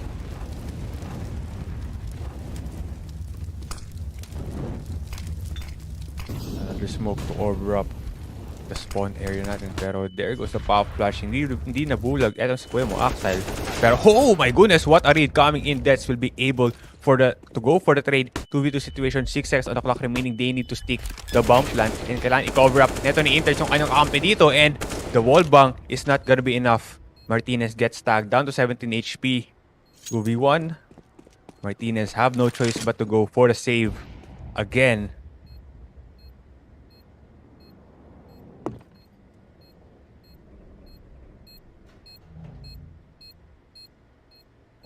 What can you do, bro? Martinez stuck in a rock in a hard place, and ayun na nga, 7-1, Cloud9. Nako po, I mean, money is pretty good para sa side ng MRS, but hindi na nga yung loss bonus na lang ang nagpapatinag sa kanila dito. Free fire galing dito kay Shiro. Knowing that there could be a person dito sa my right side, but Cloud9 doing such a great job of just kind of allowing itong MRS to just go to the smoke, make their own mistakes, and itong si Inters is just there to clean up. Pero yun na nga. I mean, 7-1 para dito sa Cloud9. Vertigo is in their control. Timeout. Possibly. Galing dito sa side ng MRS. No, Cloud9 has not called the timeout yet dito sa series natin.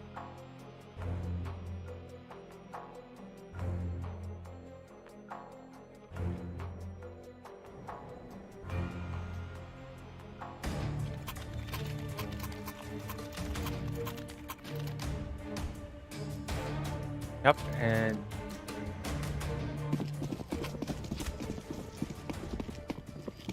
naman, Movistar Rider still low in economy. Famas in the hands of Dets and the 1G. Pero so far, as usual, slow play coming in for the side of Cloud9. They are trying to go for the play for picks.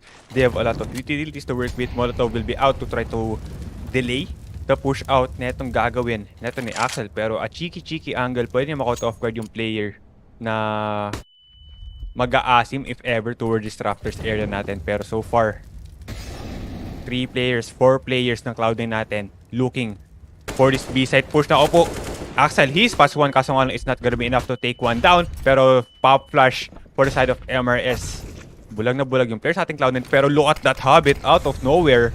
Saan nang galing frag 9? I think that came up from the mid area natin. Pero napa-flash out na nga nila yung players nating MRS dito sa ating B-side. Tingnan mo naman, Alex getting so much damage. Down to 9 HP.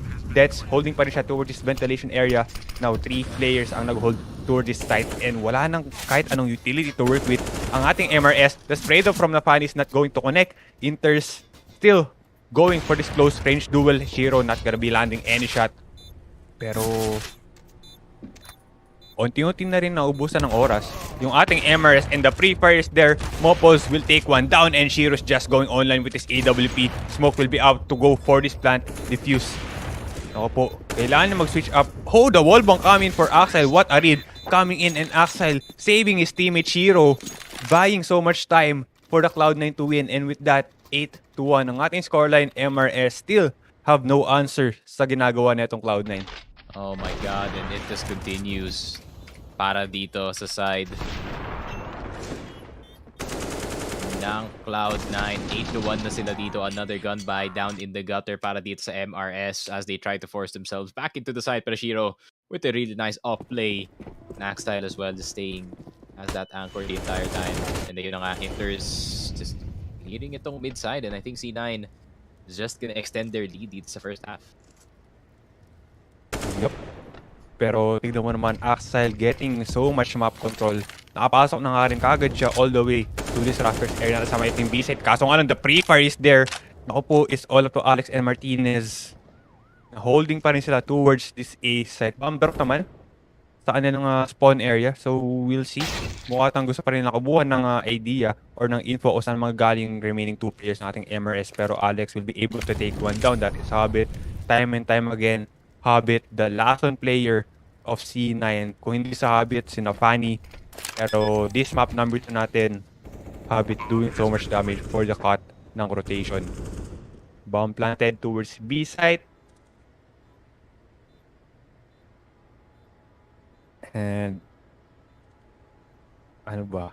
Di ko na alam, Di ko alam kung anong kailangan gawin nitong MRS. They're playing aggressive. Oo, yun yung tinatry lang kumuha ng map control. Pero pagdating sa aim duels, they are losing sa ating Cloud9.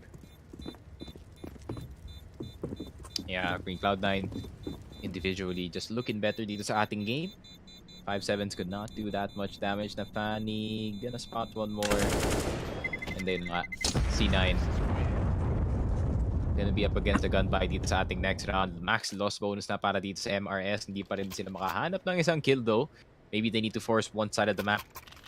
And tignan na lang nila kung ano pwede nilang gawin at that point. Pero Cloud9, you know, I mean, they're just pretty comfortable. 16k na halos lahat ng players with the exception of Hobbit, who's usually the first one in para sa kanyang team. So, doesn't matter too much.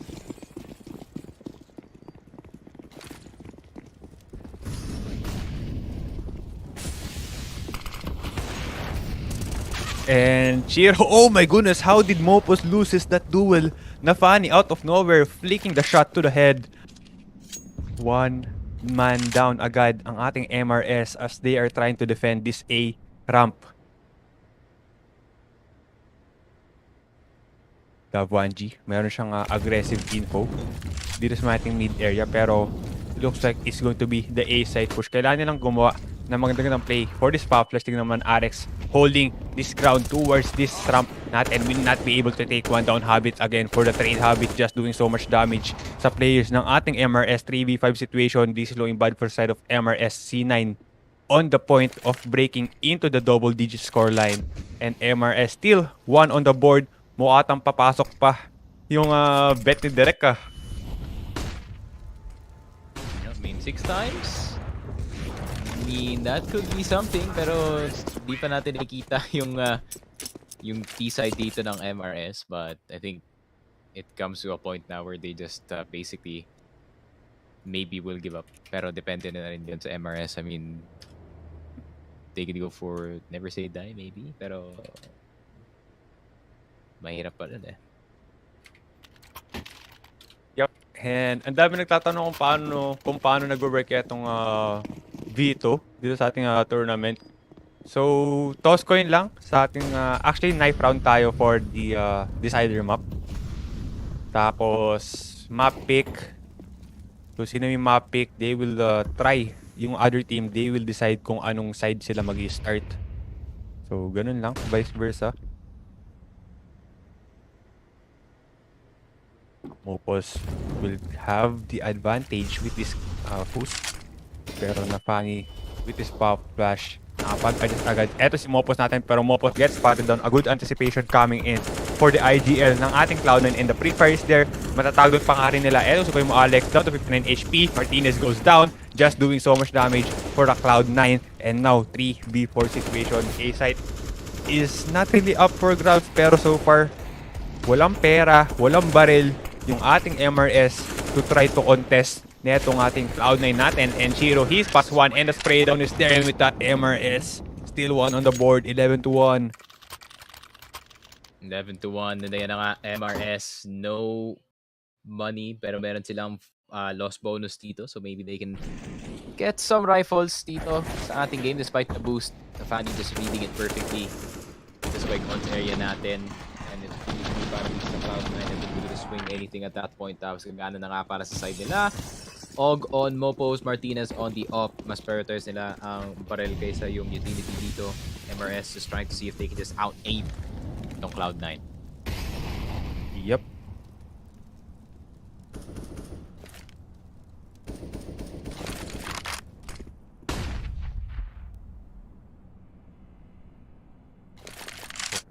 Himik tayo for this round number 13. Mopos will get his hands on this Og. So this is the first time that I am seeing the AUG dito sa ating tournament. So let's see, he needs to go for this 2-tap, 1-tap headshot. Oh, napani the read. Nabasa niya kagad dahil si Mopos time and time again, every round, naabush siya getting those off angles advantage. Pero napani is just so insane with the flicks and the read.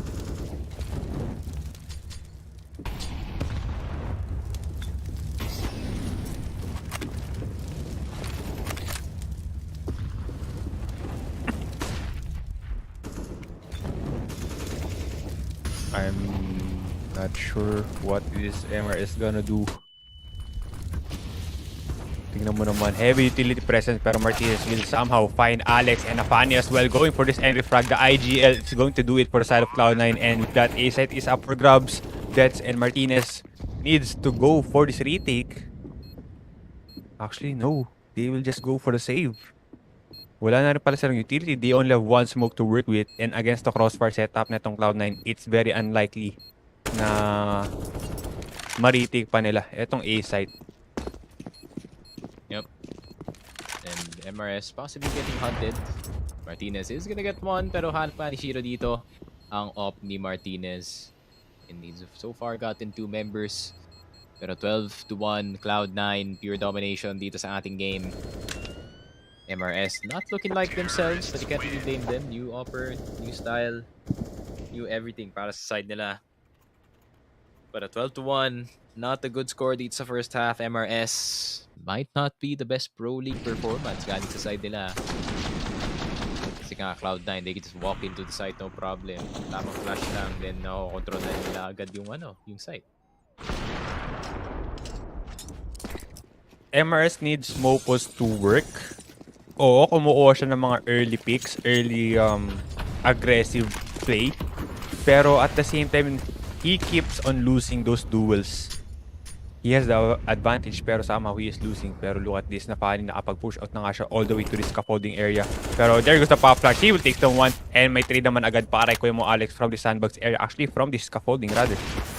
Pero a quick flick is not gonna be enough for Martinez. And Axile, alam niya kung nasaan isang player na nag-hold dito sa ating A-site. And the wide pick, oh my goodness, what are you doing, Alex? That is going to be the nade. He goes down in a 2v4 situation. Why are you peeking when you're holding a utility? So, I'm not sure what is happening to MRS. 2v4 situation, another free site for the side of Cloud9. MRS... maybe bawi na lang next life. Or get back San Payus. I don't know about that, pero you know, it's gonna be a bit tough, man. Especially para sa kanila. I mean, they're trying to get back dito sa ating game, but yeah, I mean, you really have to think na yun nga, MRS still pretty new. Half of their stuff is already here.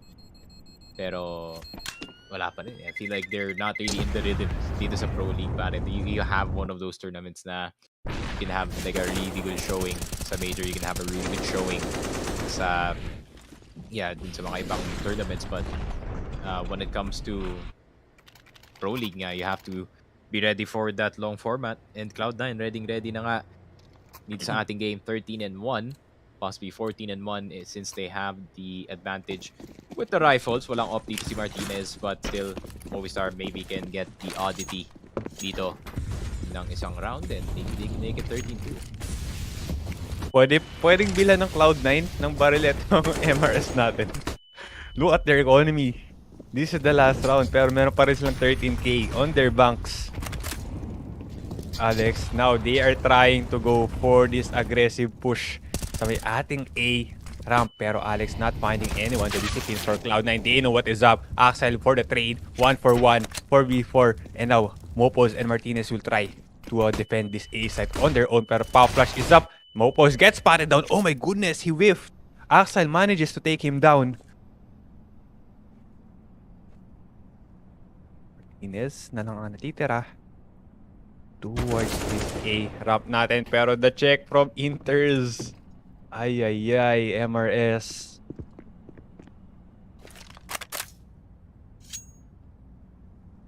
It's all up to the 1G and that C9. 14 looking at 14-1. Pero this could be the lead for MRS. They have 3 flash to work with. Kaso nga lang, the 1G not gonna be landing enough shots to take on Hobbit. That's for the save, not gonna be enough. And with that, Cloud9 14-1. And so far, very clean rounds during our first half. Yeah, I mean, that's just the definition ng Cloud9 so far dito sa ating game. Clean, and yeah, I mean, they're not really hurt by too much. Especially pagdating dito sa game, one of the best TV4 or one of the best TV5 teams, one of the best 2v5 teams dito sa ating group. And I think we're kind of seeing yung distance ng teams natin pagdating dito sa ating group. I think Cloud9's closest game probably dito sa group stage natin is probably gonna be either against itong sa Liquid or sa Furia. But I think Furia is gonna give them a lot more of a challenge. Kasi nga Furia is that team that can really break yung mga ganitong teams to, yung mga marunong magbasa dito. Kasi, you know, sometimes Furia is really unreadable. Pero MRS, unfortunate. 14-1 ang kanilang score ngayon. Isang pagkakamali lang, tapos na ang buong laban. And, yeah.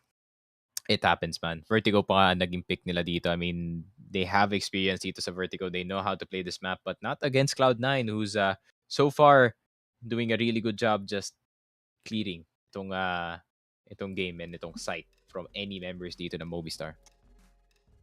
Yep, and looking at the Group D scores natin, Cloud9 still sitting at the top, and there's a high chance na ma-retain nila itong top spot na to since they have the cleanest rounds out of all the teams dito. Tingnan mo naman, they have 64-40 against Furia na merong 81-51. So Furia also needs to get much more cleaner rounds in order for them to get the top 1 spot natin. Pero we will be getting 3 teams for each groups to proceed to our playoffs. And yung top 1 natin, they will be already proceeding to our quarterfinals. Meanwhile, the top 2 and 3, they will still battle sa ating round of 12 yan. Pero so far, Cloud9 runs away to close out the series with a clean 2-0. MRS on their T side, time and time again, nakita na natin, not really looking good for their T side, even their City side. Mopos not having the game of his life, losing every duel that he find.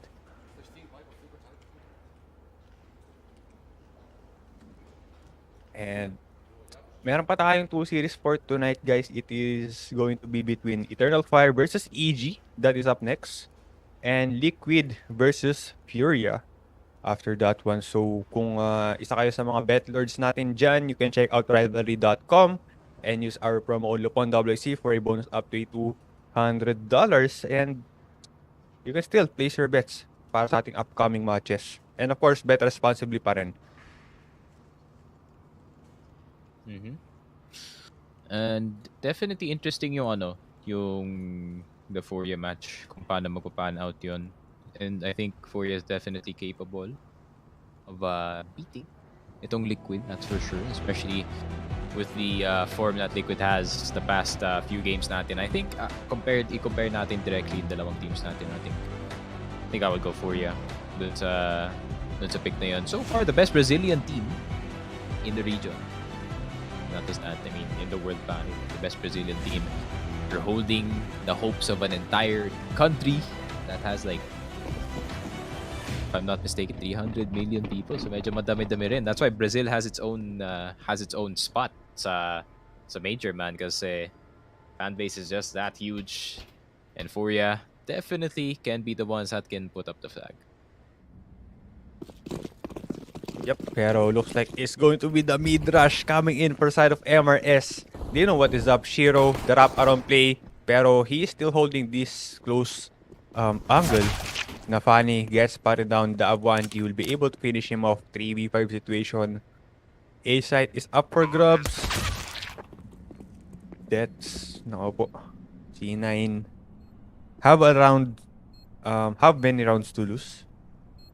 MRS 13 rounds to try to close this one out into a tie. Pero so far, a good pistol round kagad.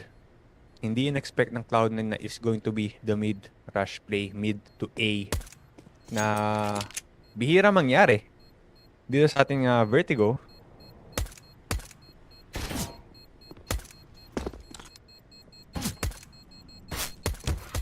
Axel will try to land his shots, not gonna be enough. Mopos manages to survive, and with that, MRS after 13 rounds getting their first round win, 14-2.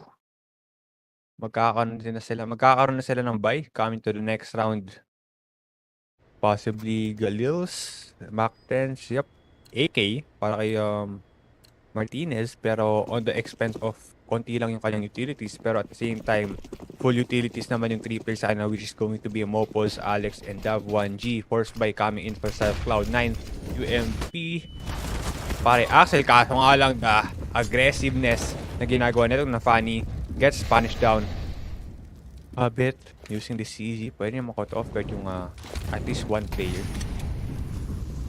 netong MRS, kaso nga lang fully blinded siya dito with the help of the flash net ni Martinez natin, pero Inters using the 5-7 will take long 1, and Alex smack 10, and that is a clean round coming in for side of MRS. Only 2 players yung nalaga sa kanila, pero still long round, long way to go for the side of MRS and Cloud9. Hindi nila pwedeng hayaan na magkaroon ng momentum itong MRS dahil they can still choke this one out. Yep, that was a force buy as well. Galing dito sa Cloud9. So they know that they're that far in the lead na pwede silang gumawa ng mga ganitong buy. The boss, nakabawas sila ng dalawa sa round na to. It does not matter kasi mag-i-ego din naman sila going into the next round. So, yeah, I mean, Cloud9, plenty of time.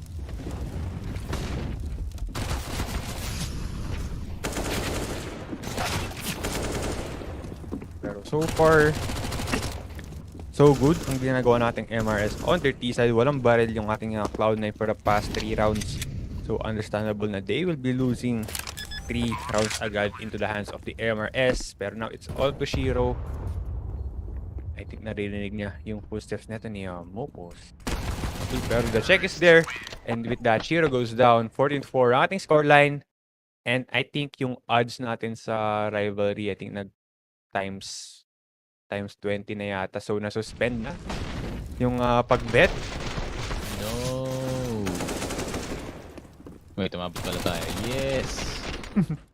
Pero, man, the 10 times. Yun talaga iniisip ko like this entire time. I know Cloud9's gonna win. Pero, iniisip ko yung 10 bet.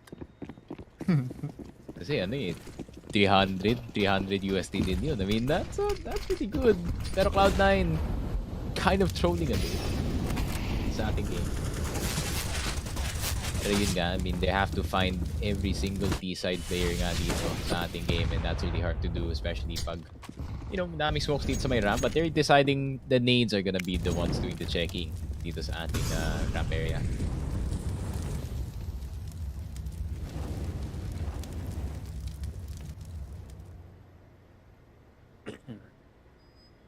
Bit it is off angle pero pwede siyang punch down ni Martinez, pero Alex out of nowhere lands the headshot.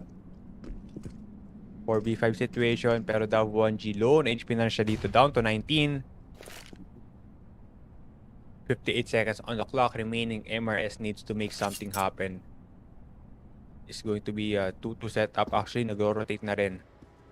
Etong si Inters all the way to this mid-air natin. 3-man push for the side of MRS. 40 seconds on the clock remaining. Molotov will be out. That's going to be the Molotov doing so much damage. Para ikuha mo Alex down to 31 HP and Axel denying the entry dito. Ishiro no scoping. No deaths dito. Will take down. Oh my goodness. Martinez na lang ang titira dito. Switching up to his Tech 9 and with that, what a play coming in para ikuha mo in Shiro.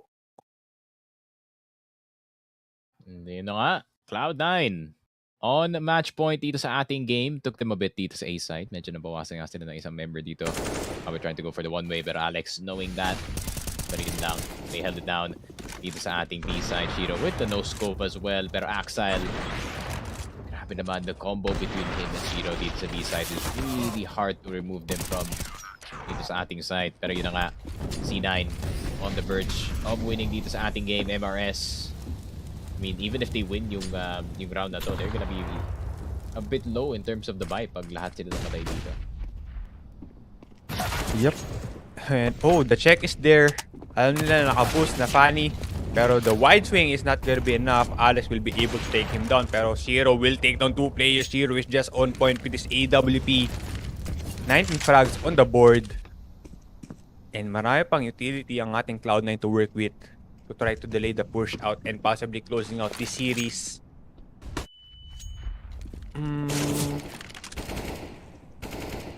Oops.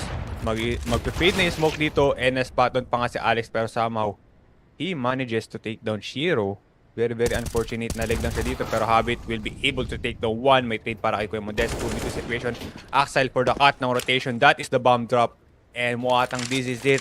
MRS. Mopos, kailangan pa niyang i-retrieve yung bomb na being held hostage by the Cloud9. Pero naka-knife out siya dito and Axel will be able to finish him off with that. Cloud9. Very, very dominating series. Grabe naman. I mean, this is more dominating dun sa EG na game, actually. Parang wala, deflated talaga yung MRS, man. I feel like yeah, I feel like this is gonna be a tough pro league para sa kanila if ever gusto pa nila makabalik dito sa ating game. Pero ayun na nga, I mean, Cloud9 looks so clean dito sa ating series kahit anong mangyari talaga. And I think this one, in terms of the MVP, sino kaya? I'm not feeling either si Shiro or si Inters dito sa ating game. Pero I think Shiro done just a bit more just to edge out itong si Inters. Pero yung overall impact para sa akin si Inters talaga kasi you know, the past few series nakita naman natin Shiro, I mean Hobbit, silang dalawa really leading the frags para sa kanilang team. Axel and Nafani nag-show up sila pagdating with CP and Inters being that support para sa kanilang team. Really gave them the win dito sa ating game. 95% KAST, so he's all over the map para dito sa side ng Cloud9. Movistar, we've seen better days galing sa kanila. Yep. And siguro if makakatapat ng Movistar Riders yung mga nasa top 30, top 50 teams na naglaro dito sa ating group stage, baka mahirapan rin sila based on their performance and very, very shaky pro league para sa kanila. Pero let's just wait for our MVP. Pero bago yung lahat, please do follow us here on Facebook page, Fosfar Gaming, and subscribe na kayo sa ating YouTube channel, Fosfar and click that notification bell para lagi yung updated sa mga CSGO action natin. Meron pa tayong 2 series for tonight. It's going to be between Eternal Fire versus EG. After that one, Liquid versus Furia. And ayun. So, sabi nga niya, Sneaky, eto ng ating MVP brought to by Rivalry is going to be Inters. I mean, yeah, overall impact si Inters talaga. Ang mas na-feel dito para sa Cloud9, I think may onting frags lang yata in difference dito ni Shiro. He had the most frags, but did he have the most impact? Hindi. It was Inters. I think the most insane stat is the 95% KST para dito sa ating scoreboard. And if you guys don't know, ito yung percentage ng rounds kung meron ka mang impact, kill, assist, or survived or traded dun sa round na yun. And 95% of the time, this man was there for that play. Yep. And ayun yung ating series between Cloud9 and MRS. Kami ayun yung kasama for the series. Ako pala si Ventus and I'm with Sneaky Frog. May 2 series pa tayo for tonight. Don't go away. Forcefire Gaming. We'll be right back. Thank you for watching. 2, 1.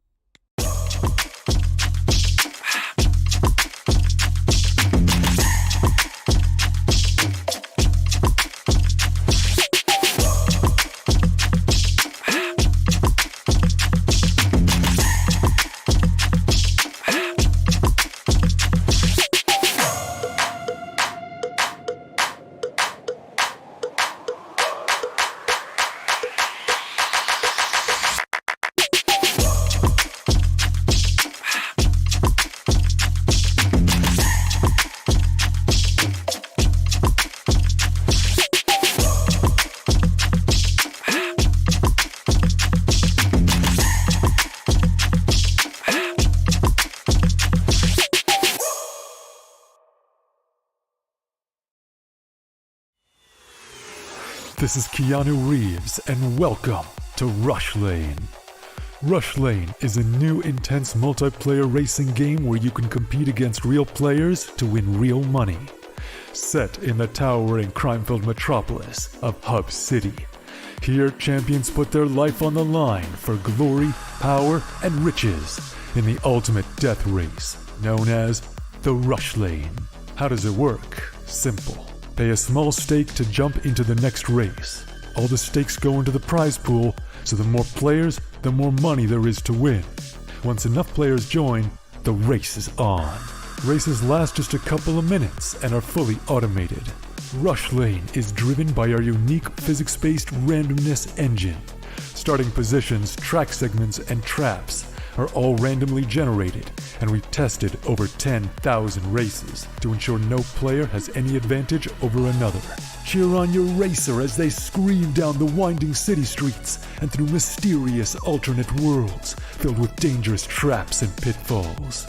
The first player to cross the finish line wins the biggest share of the prize pool. But don't worry, the top few finishes are also in the mix to win.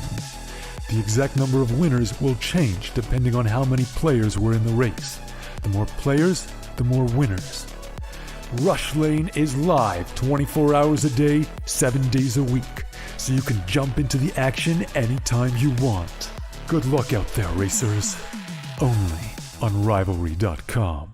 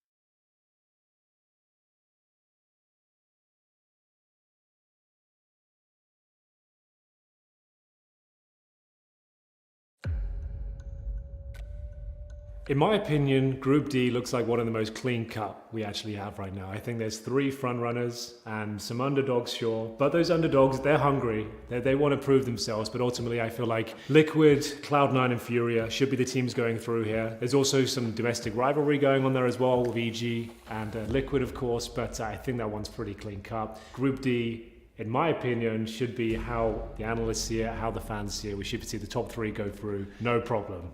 Fingers crossed, who knows? I would love to be able to call Cloud9 actual contenders for the trophy. It'd be great. I think a lot of people would. But unfortunately, it's almost like we know